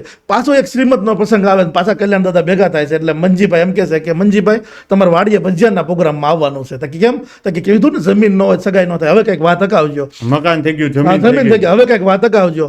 આ કલ્યાણ દાદા 10 વખત ભેગા થાય ને અને મંજીભાઈ નવું હેલિકોપ્ટર લઈને જાય શ્રીમતમાં, નવું હેલિકોપ્ટર લઈને શ્રીમતમાં જાય તોય કલ્યાણ દાદા ભૂલ કાઢે કે મંજી તે હેલિકોપ્ટર લીધું, તારું ફળિયું નાનું તું ઉતારીશ ક્યાં? સમજાઈ ગયું? એટલે મારે આ મેસેજ એટલે મારે કેવી, આ વાત એટલે કરવી પડે કે દરેક સમાજમાં દરેક કુટુંબમાં એક કલ્યાણ દાદા છે. એટલે આપણા દીકરા 30 વર્ષના થઈ ગયા છે, એટલે 30 વર્ષના થઈ ગયા. આપણે વાત કરવી ને તો નવી ખામી, સાહેબ બધું નથી એટલે કલ્યાણ દાદા તમને વાત કરી છે, હવે આમાંથી કેમ કરવાના એ કહો ને. એટલે આ વાત એટલે કરવી છે કે હું તાર સ્ટુડિયોમાં બેઠો છું, ઓફિસ વરાછામાં છે, કોઈ પણને મોકલી શકો.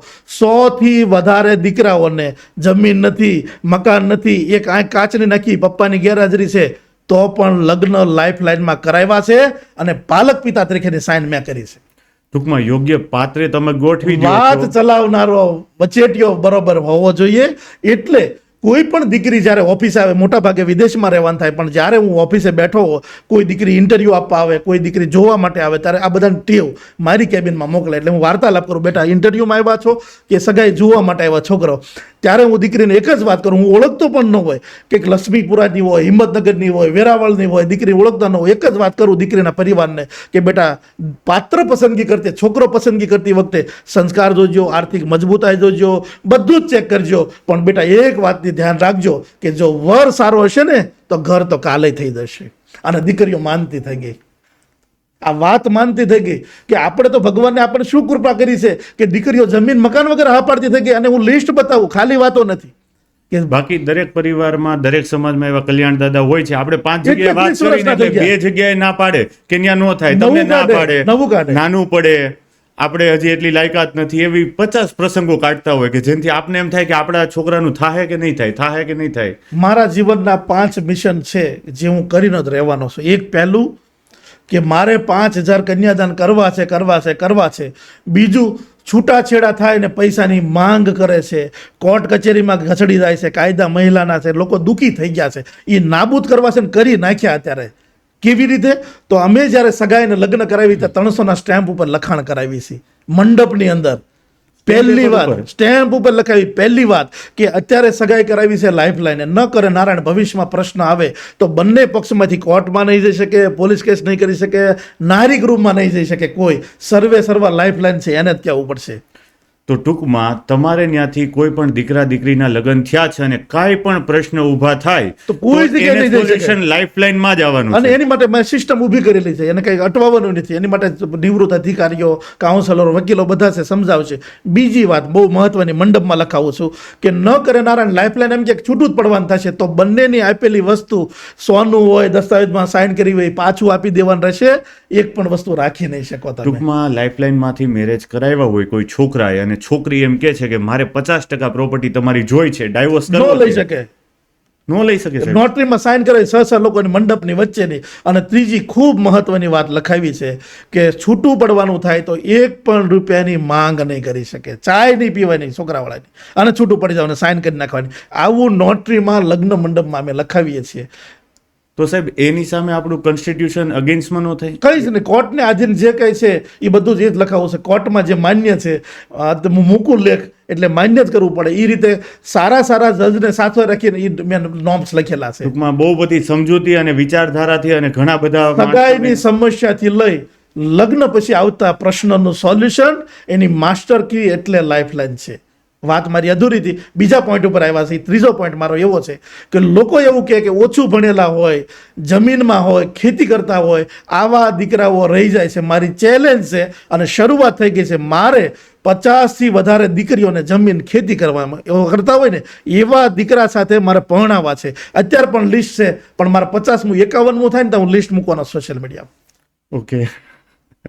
એ સમજાવવા વાળા નહીં. અત્યારે કોઈ દીકરી ટૂંકમાં તમારા વાત ઉપરથી મને એવું લાગ્યું કે ક્યાંક ને ક્યાંક આવી સંસ્થાઓ જે તમે ચલાવી રહ્યા છો એ ક્યાંક ને ક્યાંક યોગ્ય પાત્રને યોગ્ય પાત્ર સુધી મેળવી દે છે, જે હકીકતમાં સમાજ ઊભું રાખી દેતું હોય છે. 25-30 વર્ષની દીકરી હોય, છૂટું થયેલું હોય, એકાદું બાળક હોય, ઓછું ભણેલી હોય, એ દીકરીને હું બેટાને એમ સમજાવું કે બેટા હું કોઈનો વિરોધ નથી કરતો હપ્તાનો કે લોનનો, તારે અહીંયા દર મહિને 25-30 હજારનો મકાનનો હપ્તો ભરવો અને સિટીમાં રહેવું એની કરતાં 40 વીઘા જમીન આ દીકરા પાસે પાણીવાળી છે જેની કિંમત વધવાની છે.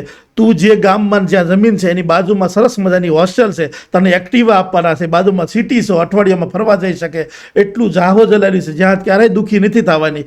તો હું કાગળમાં બોર્ડમાં લખીને જેમ વિદ્યાર્થીને સમજાવું ને એમ સમજાવું છું કે એક મકાન સિટીનું છે, એક દીકરો આ છે જે તારું પાત્ર દીકરો સાથે છે ને 6 વર્ષનો એ સ્વીકારવા તૈયાર છે અને આટલી મજા આવે એવું છે, તાર કયું સ્વીકારવું છે? તાર દીકરીઓ માનતી થઈ ગઈ કે વાત તમારી એકદમ પરફેક્ટ સમજાવવાનું. હા, બોર્ડમાં સમજાવું તો રીતસરનું કાગળમાં બોર્ડમાં સમજાવું કે આ પાત્ર અહીંયા સુરતમાં છે તો સિટીમાં છે ને આ પાત્ર અહીંયા છે, તો દીકરીઓ માનતી થઈ ગઈ છે. અને મને એટલો વિશ્વાસ છે કે આવનારા સમયની અંદર મારે જે સંકલ્પ છે કે ઓછું ભણેલા દીકરા સાથે પરણાવી, ઓછી ખેતીમાં પણ દીકરીઓને આપવી છે અમારે. ટૂંકમાં ખાલી જે ઓલું અમીરિયત કે પછી માણસોની જે પ્રોપર્ટી જોઈને મેરેજ થતા હોય તો એ વાત તદ્દન ખોટી છે એવું થઈ જાય. પાત્રતા પસંદ કરતી દીકરીઓ થઈ ગઈ એની હું ખાતરી આપી શકું. લોકોને એવું હશે 2-3% કદાચ હોઈ શકે કે દીકરીઓની માંગ છે, દીકરીઓ બહુ બધું આટલું હોવું જોઈએ, બધું કેસો કરતા હોય એવું બધું છે, પણ ખૂબ ઓછા કેસમાં. હું ઘણીવાર જો આ દીકરીની વાત આવી ને વાત નીકળે કે કોઈ એવું દીકરી એમ કે મારે એક ભાઈ હોય ત્યાં જવું છે એટલે હું લિસ્ટ આપું, બેટા લગ્ન પછી એક ભાઈ છે ને તો કોઈ શ્રીમતમાં જવું છે ને તો નોકરી છોડીને જવું પડશે, તારે બાળક નાનું છે ને સુવાવડ કે કાંઈ પણ આવશે તો દેરાણી જેઠાણી સાસુ હશે ને તો એ સાચવશે, કાંઈ પ્રસંગ દુઃખનો આવ્યો છે તો એ ઊભા રહેશે. આખું લિસ્ટ છે મારી પાસે, 50% પરિવારનો ભાગ લિસ્ટ છે મારી પાસે. એ લિસ્ટ આપું ને તો એમ થાય કે નહીં તમારી વાત સાચી છે, હવે મને બીજો ભાઈ હોય ને ત્યાં જ આપજો. આ તો મને હળવું કરી દેશે કુટુંબ. એ કોણ સમજાવે? એ સમજાવવા વાળો વ્યક્તિ હોવો જોઈએ. એ મારી પાસે લિસ્ટ છે આખા બધા, એક વસ્તુના લિસ્ટ છે. કોઈ દીકરી એમ કે મને આમ 4 દિવસ પહેલા એક દીકરી આવી, એનું જોવાનું ગોઠવાઈ ગયું, 3 વાગે જોવાનું ગોઠવ્યું હતું અને આવીને તરત એમ કહે છે કે હવે મારા પપ્પા એમ કહે છે કે મારે જમીન જોઈએ છે થોડીક એમ. એની જ્ઞાતિનું નામ નહીં લઉં એટલે મેં કીધું તમારી જ્ઞાતિમાં જમીન હોય એટલી? અને હાલો છે તે તો તને ખેતી કરતા આવડે છે ને, 1 મહિનો હું ખેતી કરવા મોકલીશ. ચાલો કાંઈ વાંધો નહીં. હવે જે પાત્ર છે એ બધા ખેતીવાળા છે. દંતાળ કોને કહેવાય, બળદનો આને શું કહેવાય, ધોવારું કોને કહેવાય, કપાસ ક્યારે વાવવાનો, બધું તને ખ્યાલ છે ને બેટા? જમીનવાળો તમને છોકરો ગોત લે તો કે હે ને કે જમીન જ નથી જોઈ છોકરીએ, જમીન શું કહેવાય એ જ ખબર, તો કે જમીનવાળો જોઈએ છે. એટલે મેં કેલ્ક્યુલેશન બતાવ્યું કે બેટા સારામાં સારી જમીન અમુક ઇન્ડસ્ટ્રીમાં હોય તો કરોડોમાં જાય, 1 લાખથી લઈને 3 લાખમાં મળે છે. હા, વીઘો જમીન 1 લાખથી 3. બરાબર. તાર સગાઈ કરવાની હોય, ચાલો એક કામ કરી, પાત્રને હું કહીશ કે 5 વીઘા કેટલી જોઈશ લઈ લેશે, પછી ખેતી કરવા આપણે જવાનું છે. એટલે આવું પણ નાની નાની બાબત આપણે દીકરીના મગજમાં નાખવી એટલે એને તરત લાઈટ થઈ જાય કે નહીં, વાત સાચી ટૂંકમાં છે. સમાજની અમુક માનસિકતા એટલે કે માન્યતાઓ જે સમાજ પકડીને બેઠો છે કે કોઈ Practical પરિવાર સમજો. પકડીને બેઠો છે, તો એને તમે પ્રેક્ટિકલ વેથી એવું સમજાવો છો કે હકીકતમાં જે જરૂરી છે ઈ પકડો અને પાત્ર જુઓ. હા, હું એક જ વાત કહેતો હોય કે છોકરો જેની સાથે જ્યારે લગ્ન કરવાના છે ને એ પાતાળમાંથી પાણી કાઢે એવો દીકરો હોવો જોઈએ. એ પાત્ર તમને હું આપીશ. એના મમ્મી પપ્પાને છોડી દે, એનો સ્વભાવ છે એ છોડી દે. ઘણી હગાવાલામાં થાવે કે એની માં બહુ અઘરી છે એમ કે આપણે એમ કહેતા હોય ને વાત ચાલે સાસુમાં આજુબાજુ, જબરા છે. હા તો અઘરી છે. હવે એ વડીલ છે 20 વર્ષ કે 30 વર્ષ, એની કાં સાથે રહેવાનું? જે પાત્ર છે એ તને પેશ મળે તો તને શું વાંધો છે? દીકરીઓ માનતી થઈ જાય, કાંઈ વાંધો નહીં, તો મારા મમ્મીનો સ્વભાવ છે એમ કરીને ચલાવી લેશે. આવી વાત હોય છે. ટૂંકમાં જે એની અંદર સમજણ કે કેળવણી જે બાળકમાં કેળવાણી નથી, ભલે પુખ્ત વયની છોકરી પૂગી ગઈ તો પણ દીકરી, તો ઈ પણ તમે એનામાં કેળવો છો, સમજણ અને કેળવણી. એ સમજાવવું પડે આપણે એને દીકરીને. એટલે આવી જે હકીકતમાં પરિવાર કે સમાજ નથી સમજાવતો. બિલકુલ નહીં, એ વાત જ નહીં કરે. 7 બારની નકલ માગે કોઈ? નહીં, કોઈ આપણે ન કોઈ માગે. વચ્ચે મામા વચ્ચેવાળા કોઈ નથી માંગતા. ના પાડ દે કે હું નહીં માગું. તમે એમ કે છોકરાને કામ કરી, આપણે મેડિકલ ચેક કરાવવા પડશે, વચ્ચેવાળો નીકળી અરે જશે. પ્રોપર્ટી ડિટેલ્સ કે મેડિકલ ચેકઅપ નું પૂછી તો તેમ કે એવું થોડું હોય, આપણે ખરાબ લાગે એવું થોડું મંગાય, હા. એવી વાત. અને અમારે ત્યાં જોવા આવે એ પહેલા બધું ચેક કરી લીધું હોય. એટલે કે એક બીજી મારે વાત કરવી છે, લાંબુ થશે પણ તમે વાત બહુ સમજવા જેવી વાત છે. એક દીકરી આ બધું કરવું છે અમારા જેવા શા માટે આવવું પડ્યું? તો એક છોકરી કોઈ સગાવાળા મામા માસી સરપંચ સાઢુભાઈ બતાવી હોય ને તો આપણે બધાને ટીવી ખબર 10 જણાને ફોન કરી, મોટા ગાડી લઈને આવવાનું છે, મોટા ગાડી લઈને 10 4 વ્હીલ ભેગી કરવી આપણે ચટ્ટાપટ્ટા પાડવા માટે. હા. કોઈ છોકરી જોવા આવે ને તાર સોસાયટીમાં ગાડી ન જઈ હોય ને તો એ નાખી દે, આખી સોસાયટીને ખબર પડી પડે છોકરાવાળા 4 વ્હીલ લઈને આવ્યા. તમે છટ્ટાપટ્ટા પાડી લીધા, સારું સારું બતાવી દીધું, સગાઈ થઈ ગઈ, લગ્ન થઈ ગયા. લગ્ન પછી 3 મહિના પછી સાજા મેઠામાં આવવાની હોય તો તમારા ઘરે જે હો દીકરી લક્ષ્મી આવી છે ને એ છોકરાને એમ કે તમે જ્યારે છોકરી જોવા માટે આવ્યા ત્યારે જે લાંબી વ્હાઇટ કલરની ગાડી લઈને આવ્યા હતા ને એ સાપુતારા લઈને જવું છે. તો એ કે ફઈના ભાણિયાની હતી, મશીન ચલાવતો હતો, નુકસાની કરી, વેચી નાખી, ગાડી વેચી નાખજો, આવજે કાગડા કઢી પીવા. ડખા ચાલુ થયા. આ થાય, વાત થાય. એટલા માર કરવી પડે છે કે આપણે શું ફેરફાર લાવ્યા. દેખાદેખી ને દેખાડામાં થાય. હા, હવે અમે શું ફેરફાર લાવ્યા છીએ? આ વાત એટલે માર કરવી છે, ખાલી હાસ્યનિક બીજી નહીં.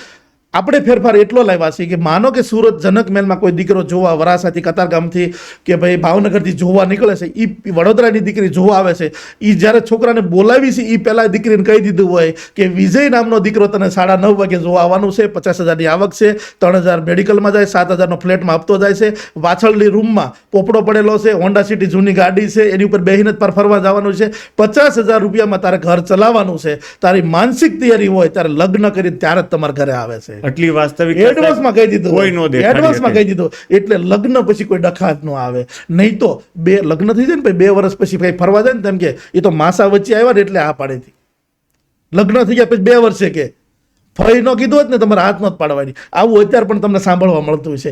એટલે અહીંયા લાઈફલાઈનમાં મંજૂર છે, ગમે છે, આગળ વધવું છે, આ છે, ગમે છે ને સેટ કરીએ કે ને જવું છે ને, આવી જ વાતો આવે. આગળ વધતા જાઓ, સાઇન કરતા જાઓ, આગળ વધતા જાઓ, સાઇન કરતા જાઓ, સમય આપવામાં આવે છે. અમારું કોઈ વસ્તુ આમાં ચાલતી નથી. અમે તો માધ્યમ બન્યા છીએ. જેવી રીતે દીકરા દીકરી ઘરે જોવે છે એ જ રીતે જોવે છે. અમે વચ્ચેનો પડદો હટાવી દેવી છીએ કે કઈ ન હકતા હોય, પૂછી ન હકતા. એ માધ્યમ દેખાદેખી ને આ બધી વસ્તુ કાંઈ કંઈ નહીં, જ અમારે- પ્યોર વાસ્તવિકતા.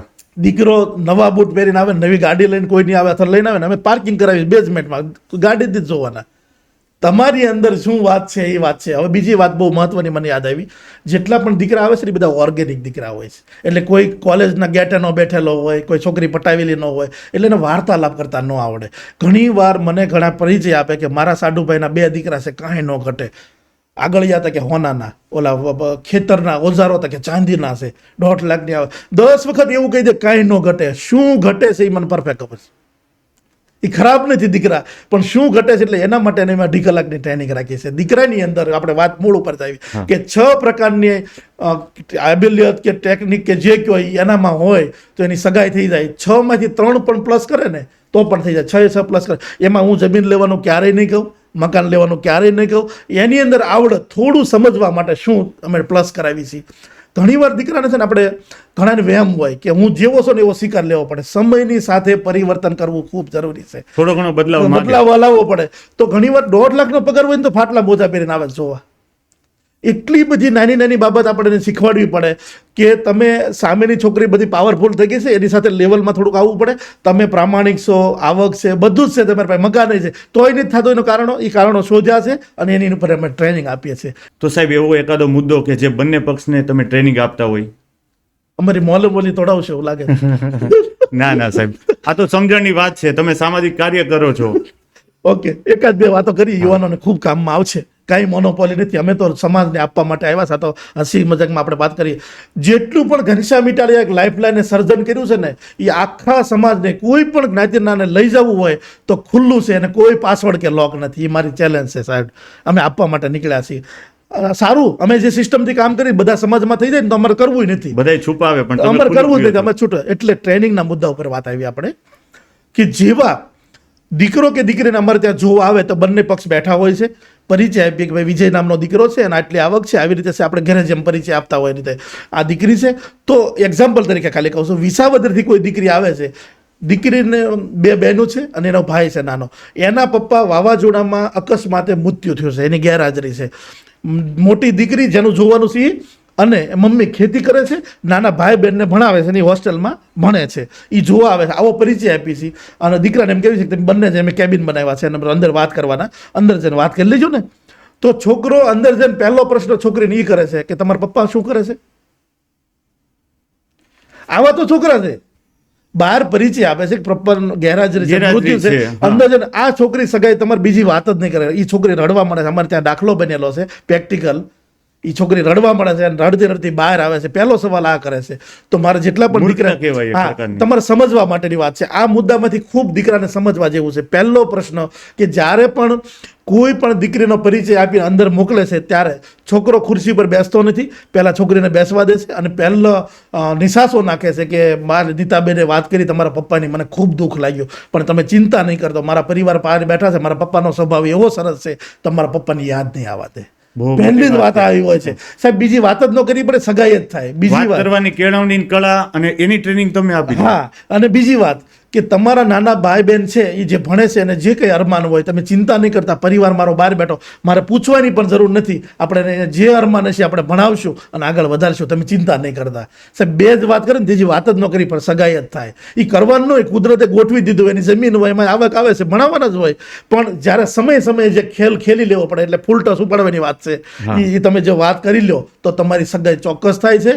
અકડતા છોડવી પડે, સમયની સાથે પરિવર્તન લાવવું પડે. જેવા છો તેવા છોકરીઓ કોઈ સ્વીકારવા, એવા છોકરાને કોઈ સ્વીકારવા. સ્વભાવ સમયની સાથે ફેરફાર કરવો ખૂબ જરૂરી થઈ ગયો છે. એની અમે ટ્રેનિંગ. બીજું કે ટ્રેનિંગમાં બીજો એક મુદ્દો ખાલી વાત કરી, કારણ કે એ તો 2.5 કલાકની ટ્રેનિંગ છે. સમયની સાથે ને ઉંમરની સાથે ને પ્રોફાઇલની સાથે અમુક જ્ઞાતિ છોડવી પડે, ગાતી પગમાં છોડવું પડે. બીજી વારનું પાત્ર પણ સ્વીકારવું પડે. તમે 35 વર્ષે એમ કહો પહેલી વારનું પાત્ર જોઈ તો એને લગ્ન થઈ ગયા 22માં, 10 અત્યારે બાળક હોય 8 વર્ષનો એને, તો એ પણ છોડવું પડે. એટલે એ બધું અમે તમારી 35 વર્ષની ઉંમર છે, આટલી પ્રોફાઇલ છે, 30 વર્ષની છે, 25 વર્ષ, કઈ પ્રોફાઇલ મેચિંગને આપણે સ્વીકારવું પડે, એનું થવું પડે. અત્યાર સુધીનો અમારો રેકોર્ડ છે. જ્યારે અમે ટ્રેનિંગ યોજી છે ને તો 15, 20, 25 દીકરાની ઘરે સગાઈ થઈ જાય છે. પછી ફોન આવે કે મારા મમ્મી હાથ નથી પડતા, ટ્રેનિંગ લીધા પછી કહી દીધું કે નહીં આપણે કરી જ નાખવાનું છે. એવી કેટલી બધી બાબતો છે જે પકડી જ બેઠા હોય અને થઈ જતું હોય. આ અમારી ટ્રેનિંગ છે જે વિશ્વનો પહેલો સિલેબસ છે સગાઈ કરવા. માનસિક ગ્રંથિઓ જે પકડેલી છે સમાજે કે કોઈ પરિવારે, એ તમે તોડી દો છો. હા, બીજી મહત્વની વાત જે તમને ધ્યાનમાં નહીં હોય, પ્રી મેરેજ કાઉન્સેલિંગ કરીએ છીએ અમે. આ શબ્દ એટલે બધા સમજાય એટલે. સાહેબ, આપણે સાદી.com ચાલે છે, બહુ બધા મેરેજ બ્યુરો ચાલતા હોય, એની કરતા આપણે અલગ કઈ રીતના છીએ? હા, બહુ મહત્વનો પ્રશ્ન કર્યો. પહેલું તો એક સ્પષ્ટતા કરવા માંગુ છું, જેટલા પણ આ વિડીયો જોઈ રહ્યા છે, લાઇફલાઇન યુનાઇટેડ ફાઉન્ડેશન કોઈ મેરેજ બ્યુરો નથી ચલાવતું, કોઈ સાદી.com નથી ચલાવતું. અહીંયા સહિયારા સમૂહ લગ્ન નથી થતા. અમારું કામ છે દીકરી દત્તક યોજના, એટલે કે 18 વર્ષથી લઈને 55 વર્ષની કોઈ પણ સમાજની દીકરી હોય એને સગાઈ અને લગ્ન માટે દત્તક લેવી, ઉછેર એના ઘરે થતો. એટલે આ કોઈ મેરેજ બ્યુરો નથી. નાકે નાકે ગલીએ ગલીએ ખૂબ મેરેજ બ્યુરો બધું ચાલે છે. કોઈ ખરાબ ચાલતું નથી, બહુ સારી રીતે ચાલે છે. એમાંથી ઉઠીને કંઈક અલગ લાવવું હતું એટલે આ નવો કોન્સેપ્ટ છે. અને નવા કોન્સેપ્ટમાં અમે બોલી વખાણ કરવી કામ કરી છે એટલે નહીં, પણ આખા વિશ્વની અંદર કોઈ પણ ખૂણે જજો જ્યાં દીકરાને સગાઈ કરવા માટેનો મોટામાં મોટો પ્રશ્ન છે. અત્યારે હું અહીં બેઠો છે, ઓફિસે પણ તમે જોઈ શકો, ગઈકાલનો છેલ્લો આંકડો છે, 2000 દીકરીઓ વેઇટિંગમાં છે. 2000 દીકરીઓ વેઇટિંગમાં છે. આ કામનું સર્ટિફિકેટ છે અમારું. અમે પહોંચી નથી શકતા. અત્યારે આજે જે પર ડે 15 થી 25 દીકરીઓ નવી આવે પર 365 દિવસ. રક્ષાબંધનના દિવસે 15-20 દીકરી નવી આવે અમારા ડેટામાં, અમારા નંબર ઉપર. એ દીકરીને ખાલી મુલાકાત કરવાનો 3 મહિનાનો ટાઈમ આપી છે, મળવાનો, એનું દત્તક વિધિમાં જોડવી, ફોર્મ ભરવું, ત્યાં તો દૂરની વાત, એટલું દૂર છે.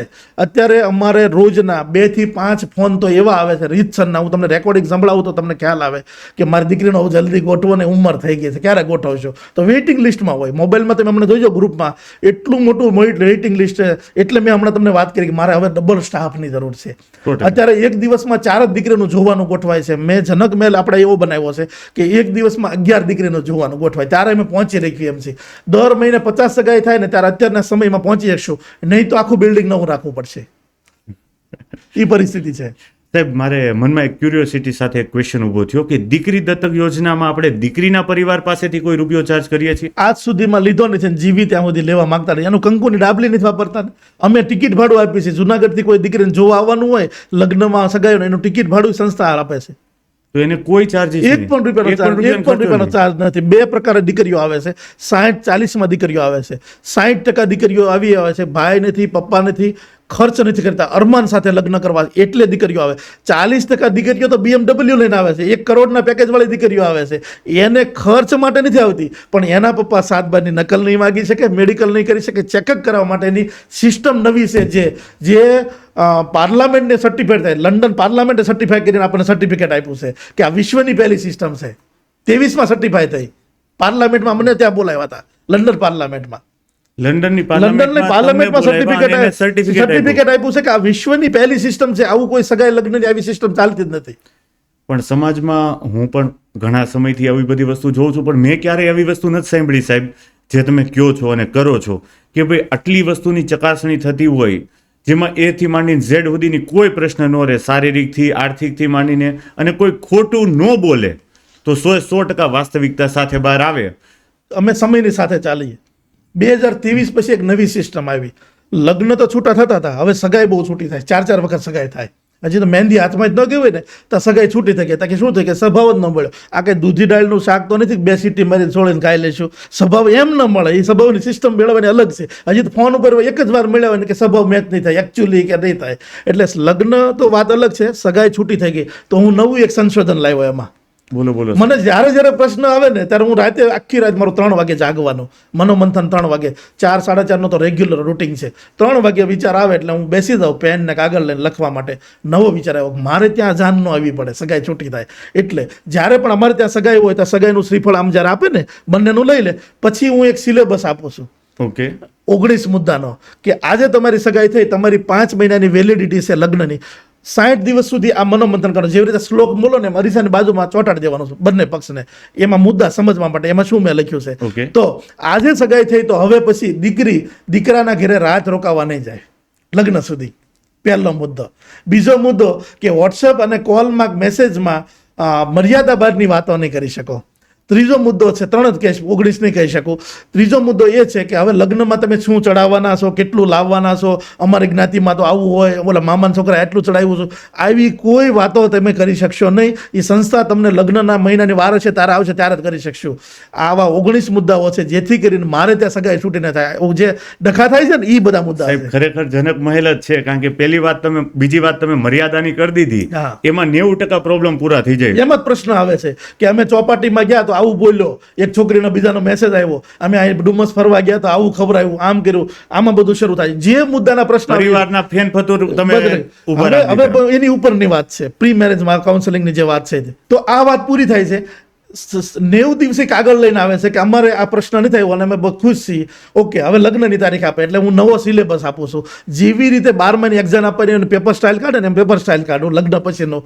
કે બેટા અને દીકરાને બેન આપું કે લગ્ન પછી તારી સાસુ એમ કહે છે પોતું મારે છો, ખાટું બનાવી નાખે, તારા સસરાને ફાવતું નથી, મોડી ઉઠે છો. આવું લિસ્ટ આપું છું 20 મુદ્દાનું.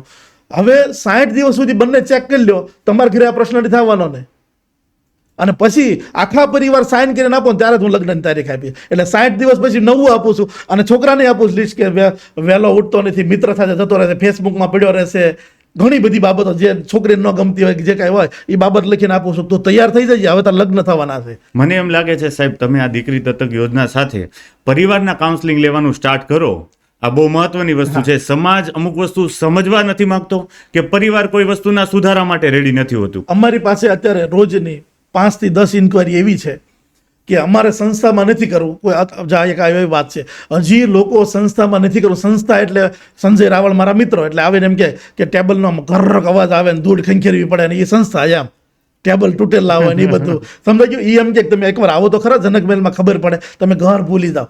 અત્યારે માનસિકતા હજુ લોકોની તૂટી નથી. છોકરીઓ અમને ડાયરેક્ટ ફોન કરે, મારા પપ્પાને સમજાવો ને. એ એમ કહે છે કે સંસ્થામાં થોડું જવાય, ન થતું એવું થાય. એટલે હું કેમેરાની સાથે કહેવા માગું છું કે લાઇફલાઇન યુનાઇટેડ ફાઉન્ડેશન સગાઈ ન થતી હોય એના માટે નથી, જેને બેસ્ટ પાત્ર શોધવું હોય અને લગ્ન પછી પ્રશ્ન ન લાવવા હોય એના માટે અમે આવેલા છે. એટલે આ માનસિકતા મમ્મી પપ્પા દીકરી તોડજો. તમારે સંસ્થામાં ન કરવું હોય તો કાંઈ વાંધો નહીં, એકવાર ખાલી તપાસ કરવા ચેક કરવા આવજો તો તમારી બધી જ માનસિકતા તૂટી જશે. દીકરો ને દીકરી લગ્ન જીવનમાં દુઃખી ન થાય, કોઈ જગ્યાએ ફસાઈ ન જાય અને પરિવાર અટવાઈ ન જાય એના માટેની આ નવી સિસ્ટમ છે. એ જોવા માટે આપ સૌને જનક મહેલમાં ખાસ આમંત્રણ છે. હા, એટલે આ બાબત એટલા માટે ભારપૂર્વક મારે કહેવી પડે કે તમને તમારા મનમાં એવું હોય કે મેરેજ બ્યુરો છે, શાદી.com જે બધે ચાલતું હોય એ રીતે આ એક જનક મહેલ છે, દીકરીનું પિયર છે. તમે ઘર પણ ભૂલી જાય એવું પિયર બનાવ્યું છે, લગ્નની સિસ્ટમ પણ એવી બનાવી છે. એટલે આપ સૌને ખાસ વિનંતી છે કે સંસ્થા મગજમાં નહીં રાખતા, એકવાર રૂબરૂ મુલાકાત લેવી. અને અમારે ત્યાં જેટલી પણ દીકરીઓના લગ્ન થયા છે એમને પણ મળવું ખૂબ જરૂરી છે. અમારે ત્યાં આવો એવું અમને કોઈ અપેક્ષા નથી, પણ તમે ઘરે પણ કામ કરો તો આ સિસ્ટમથી કરશો તો અમને ગમશે. સાહેબ, લગ્ન પછી ઘણા બધા પ્રશ્ન આવતા હોય, તો લગ્ન પછી કોઈ પ્રશ્ન જ ન આવે એની પહેલા તમે કોઈ એવી કાઉન્સેલિંગ કરો છો કે બાળકોને સમજાવો છો, દીકરા દીકરીઓને, કે જેનાથી ભવિષ્યમાં આ પ્રશ્ન જ ના ઊભા થાય? બહુ મહત્વની વાત કરી કે લગ્ન પછી પ્રશ્ન નથી લાવવા એટલે લાઇફલાઇન આવ્યું છે પહેલું તો. અને જે ચકાસણી કરીને આવે છે લગ્ન પછી આવતા પ્રશ્નનું જ ચકાસણી થાય છે, એ જ છે મુદ્દાઓ. પણ એ સિવાયનું પણ સાંસારિક જીવનમાં જે રોજના બરોજ નાની નાની વાતમાં ખટખટ થતું હોય ને એનો અમે સિલેબસ આપી. જે તમને વાત કરી આ સિલેબસ એ પ્રમાણે માનસિક તૈયારી કરી છે કે લગ્ન પછી આ બધું આપણે કરવું પડશે, એટલે પ્રશ્ન આવતા જ નથી. કોઈ પણ પ્રોબ્લેમ ઊભો જ ન થવો જોઈએ. હા સાહેબ, તમારી વાતોની અંદર કંઈક ને કંઈક આમ માનવતા છલકતી હોય ને એવું મને દેખાય છે. તો તમારા મતે માણસાઈનો સાચો અર્થ શું થાય? માણસાઈની વાત કરવા જઈએ ને તો કલાકોને કલાક જતી રહે. એની પર બધા અલગ અલગ પોતપોતાની રીતે કોઈ શાસ્ત્ર હોય, 1000 વક્તા હોય, બધી પોતપોતાની રીતે વાત કરતો. પણ મને એટલી ખબર પડે કે આ જીવન મળ્યું છે આપણને, ભગવાન આટલું સરસ મજાનું જીવન આપ્યું છે, તો વ્યક્તિથી વ્યક્તિને ઉપયોગી થવું એ માત્ર કર્યાવર કરીને, કન્યાદાન કરીને, દવાના પૈસા આપીને અનેક માધ્યમો છે.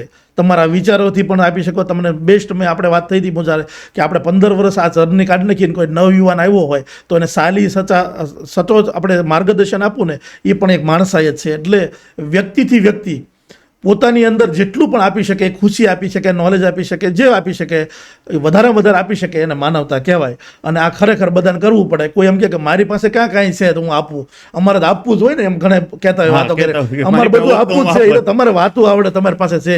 પણ દરેકની પાસે કંઈ ને કંઈ હોય છે. પૈસાની ખાલી વાતો નથી, સમય પણ આપી શકો, સહયોગ આપી શકો. સત્વર ખાલી એટલું કહો ને હું બેઠો છું તોય આપી દીધું કહેવાય. હું બેઠો તમે મને બોલાવજો ને તો આપે. એટલે એ માનવતા ખરી એ છે કે તમારી પાસે જે છે જેટલું છે એ આપો, એ માનવતા છે ખરી. માણસ હળવો થઈ જવો જોઈએ સામેવાળો.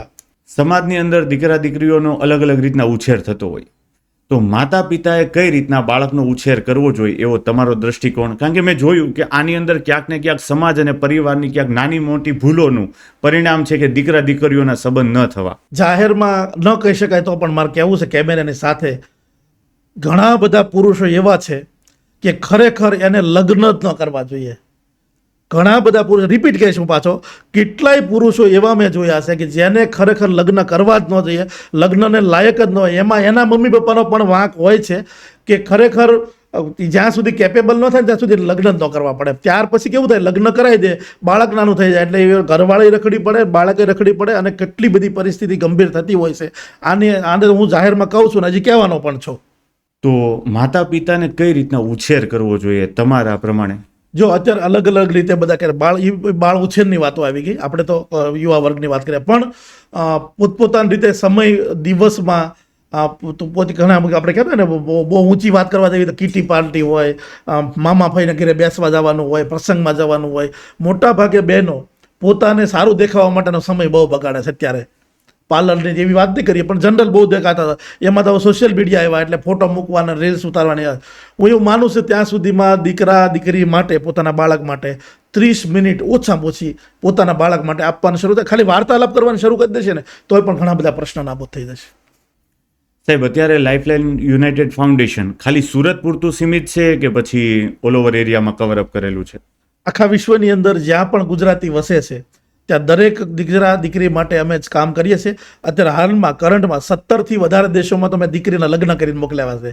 એટલે અમારે જ્યારે પણ સગાઈને લગ્નનો વિડીયો લાઈવ થાય તો એક સાથે 17 દેશમાં જોવાતો હોય છે અને 17 દેશમાં અમે કામગીરી કરી રહ્યા છે. 17 દેશની અંદર? 17 દેશની અંદર કામ કરીએ. દીકરા દીકરીઓ 17 દેશમાં તમે લગ્ન કરીને મોકલી દીધી છે દીકરીઓ. અને આખા વિશ્વની અંદર જ્યાં પણ ગુજરાતી વસે છે એ બધા માટે આ સિસ્ટમ છે.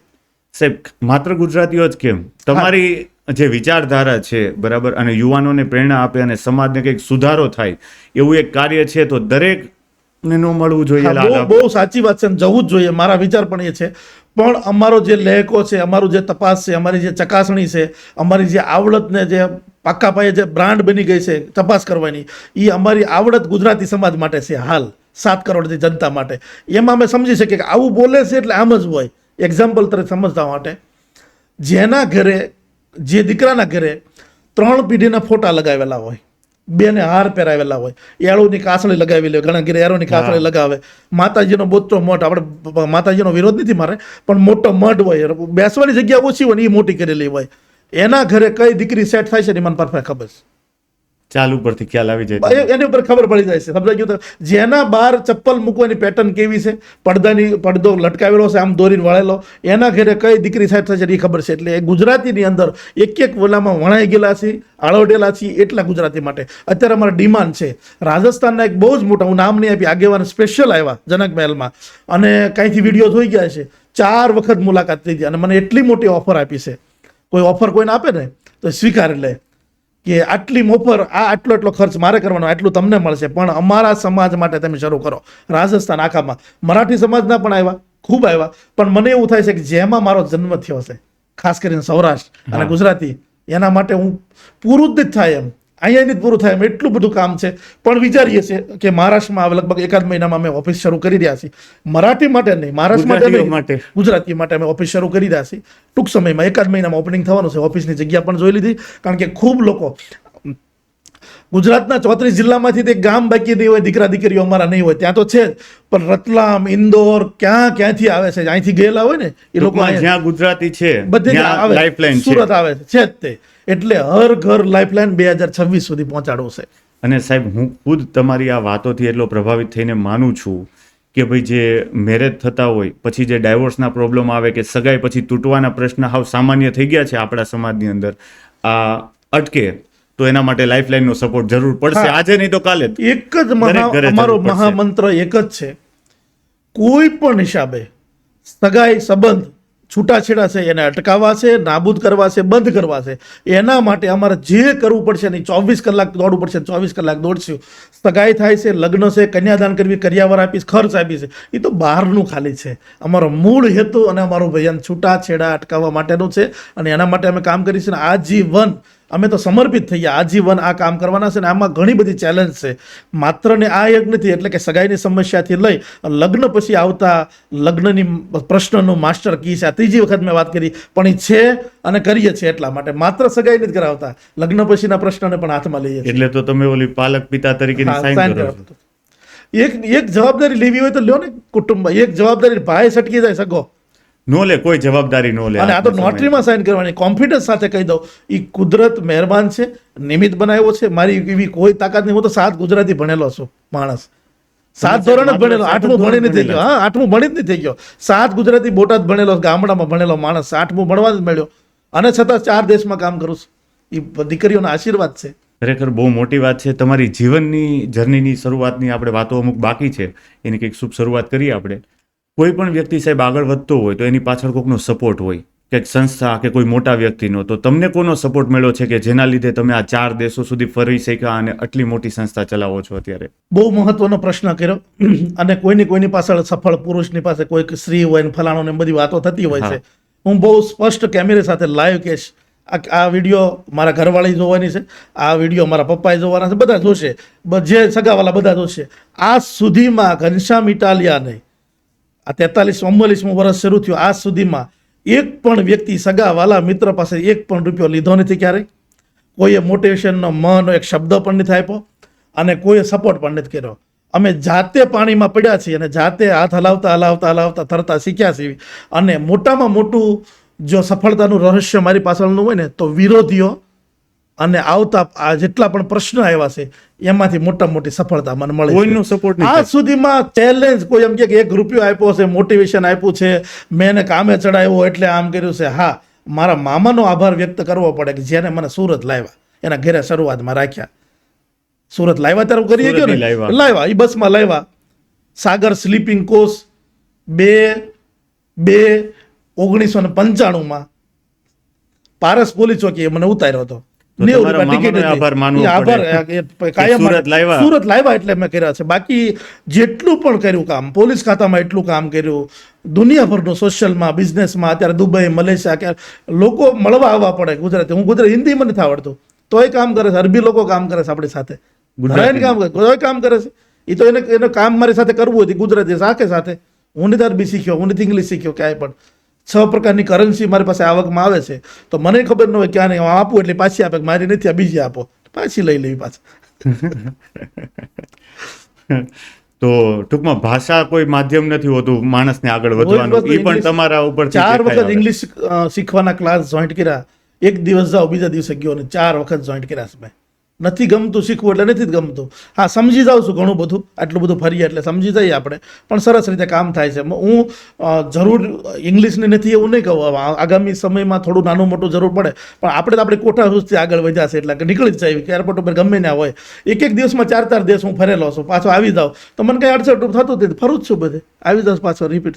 અને બિઝનેસ સારો એવો બિઝનેસ કરીને આવી. એમ સાહેબ, એક લાઈનમાં કેવું હોય કે ઘનશ્યામ ઇટાલિયા કોણ છે તો તમે શું કહેશો? એક લાઈનમાં ઘનશ્યામ ઇટાલિયા કહેવું હોય ને તો હું એક સામાન્ય ઘરનો સામાન્ય માણસ. હું શ્રી 1008 નથી થઈ ગયો ને ભવિષ્યમાં થવાનો નથી. હું કહેવાય ને સમાજ રત્ન પાછળ કાઉન્સમાં લગાવે એવું ક્યારે લગાવવું નથી મારે. ક્યારેય સન્માન લેવાની જ જવું, ધરાઈને 300 એવોર્ડ ને સન્માનપત્ર સમાજે આપ્યા અને 5 વર્ષથી જવાનું, વક્તા નથી બનવું, એવોર્ડ લેવાની થવો.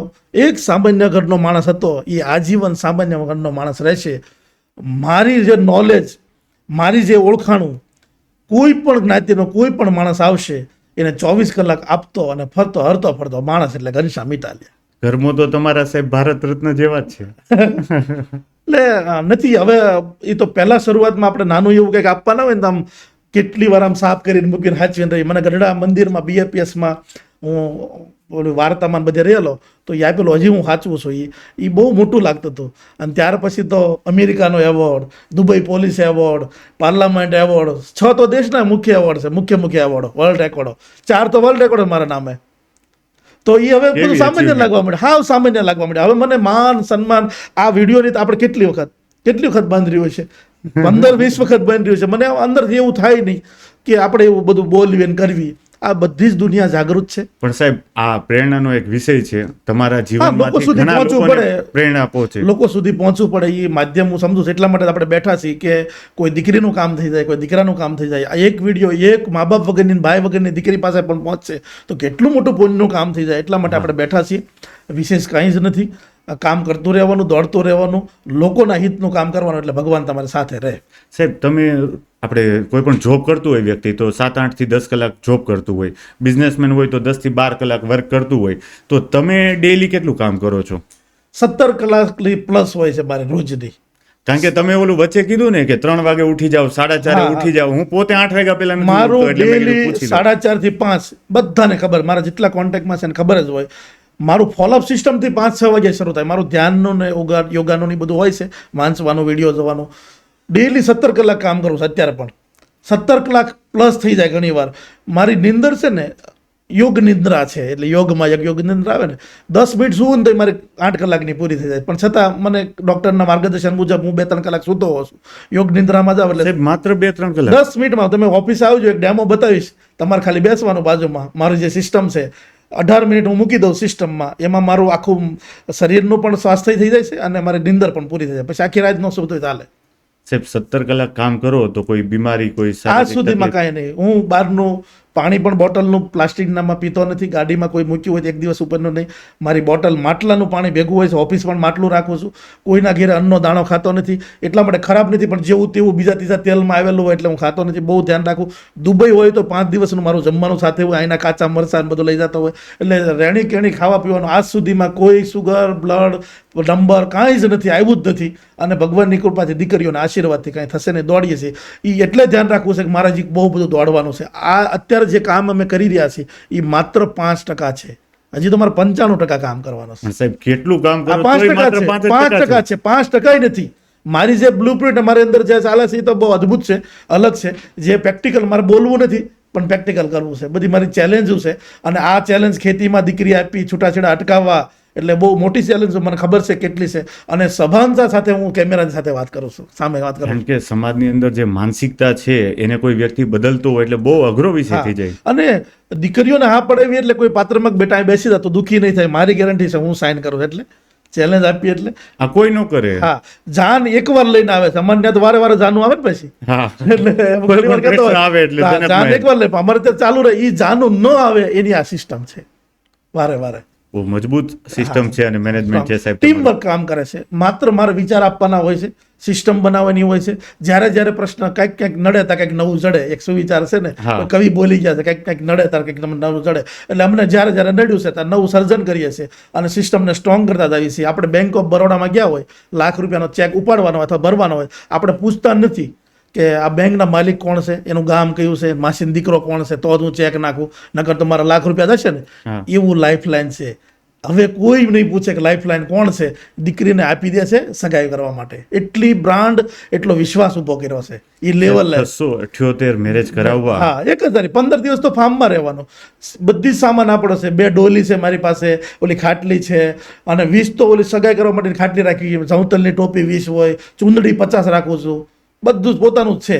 તમે અત્યારે રાતે એમ કહો કે આટલા લગ્ન કરો, રાતે 12 વાગે લગ્ન થઈ જાય, 1 કલાકમાં લગ્ન કરી નાખો. મારી પાસે કરિયાવર 5 ના સ્ટોક હોય છે. બાકી તો જો આવવાના હોય તો એમ કે ભાઈ કલાકનો ટાઈમ છે તો નાસ્તા પાણીનું કઈ રીતના કરશું. બધું માણસો એમ કહેતા હોય તમે એક દિવસમાં લગ્ન કરવાની વાતો કરી દો સાહેબ. એક દિવસમાં 5 7 સગાઈઓ નક્કી થાય. એ ચેલેન્જ હોય. સવારે જુનાગઢથી કોઈ દીકરી આવી હોય, બસમાં બેઠી હોય, સાંજે સગાઈની તારીખ લઈને જાય છે. 6 મહિના વાત ચાલતી હોય ને, એવી 20 તો મારી પાસે એક્ઝામ્પલ છે. સવારે જુનાગઢથી આવી બસમાં બેઠી, છોકરા જોયા, ગમ્યું, એનું ઘર જોઈ લીધું, સગાઈને મેડિકલ કરીને જતી રહી. એવી તો કેટલા અનુભવ. કારણ કે સાહેબ તમારી ચોકસાઈ હા. અને જે ટ્રાન્સપરન્સી છે એ બહુ એ મહત્વની બધું છે. ધ્યાન રાખવાનું, જાળવવાનું. અત્યારે તો દર મહિને 15 થી 25 સગાઈ અમે કરીએ છીએ. 50 કરવી હોય ને તો 2 પ્રશ્નો છે ને નાબૂદ કરી નાખું સોફ્ટવેરમાં, તો 50 થવા માટે. પણ મારે એ નથી કરવું, હોલસેલમાં એ જવું નથી. મારે બહુ પરફેક્ટ કામ કરવું છે અને ક્વોલિટી વાળું કામ કરવું છે. સાહેબ આજે ઘનશ્યામભાઈ ઇટાલિયાને લાઇફલાઇન ચેરિટેબલ ટ્રસ્ટ એટલે કે યુનાઇટેડ ફાઉન્ડેશનના ટ્રસ્ટી તરીકે ઓળખે છે. પણ જ્યારે આ લાઇફલાઇન ચેરિટેબલ ટ્રસ્ટ નહોતું ત્યારે ઘનશ્યામભાઈ ઇટાલિયા શું કરતા હતા? બહુ મહત્વનો પ્રશ્ન કર્યો. અને લોકોને આ બધું બહુ સવાલો પણ હોય છે, જનરલ પબ્લિકને બહુ હોય છે કે ભાઈ તો આટલું થઈ ગયું એટલે ઓળખે છે ને બધા પૂછે છે. ને જ્યારે લાઇફલાઇન યુનાઇટેડ ફાઉન્ડેશન કે લાઇફલાઇન ચેરિટેબલ ટ્રસ્ટ નહોતું ત્યારે હું સામાન્ય કાર્યકર્તા હતો. અનેક સંસ્થા સાથે જોડાયેલો હતો. જેવી કે થોડું સમજવા માટે, CID ક્રાઇમ મિસિંગ સેલમાં કોઓર્ડિનેટર તરીકે 4 વર્ષ પોલીસ ખાતામાં કામ કર્યું. CID ક્રાઇમમાં ગુજરાત પોલીસમાં કોઓર્ડિનેટર હતો, 4 વર્ષ સેવા આપી. ઓકે. સિવિલ ડિફેન્સમાં ઓર્ડર તરીકે મારો ઓર્ડર કલેક્ટરે કરેલો કતારગામ ઝોનમાં. અખિલ ભારતીય વિશ્વ હિન્દુ પરિષદનો ગુજરાતનો અધ્યક્ષ હતો. આવા અલગ અલગ સંસ્થા સાથે અને નાના મોટા સ્કૂલના કામો અને બિઝનેસના નાના મોટા કામ કરતા હતા. જેમ જેમ આગળ વધતા ગયા, જેમ જેમ પ્રશ્ન આવતા ગયા એમ આગળ વધતા. એટલે જ્યારે ફાઉન્ડેશન કે સંસ્થા આ લેવલથી કામ નહોતું કરતું ત્યારે હું સામાન્ય કાર્યકર્તા હતો. કોઈમાં અધ્યક્ષ હતો, કોઈમાં સેવા આપતો હતો, કોઈમાં કાર્યકર્તા, બધા અલગ અલગ જતો હતો. અને એમાંથી નોલેજ ભેગું થયું અને મને એમ થયું કે કાંઈક એક કામ એવું કરવું છે કે લોકો યાદ કરે. મારે એક સિસ્ટમ મૂકીને જવું છે.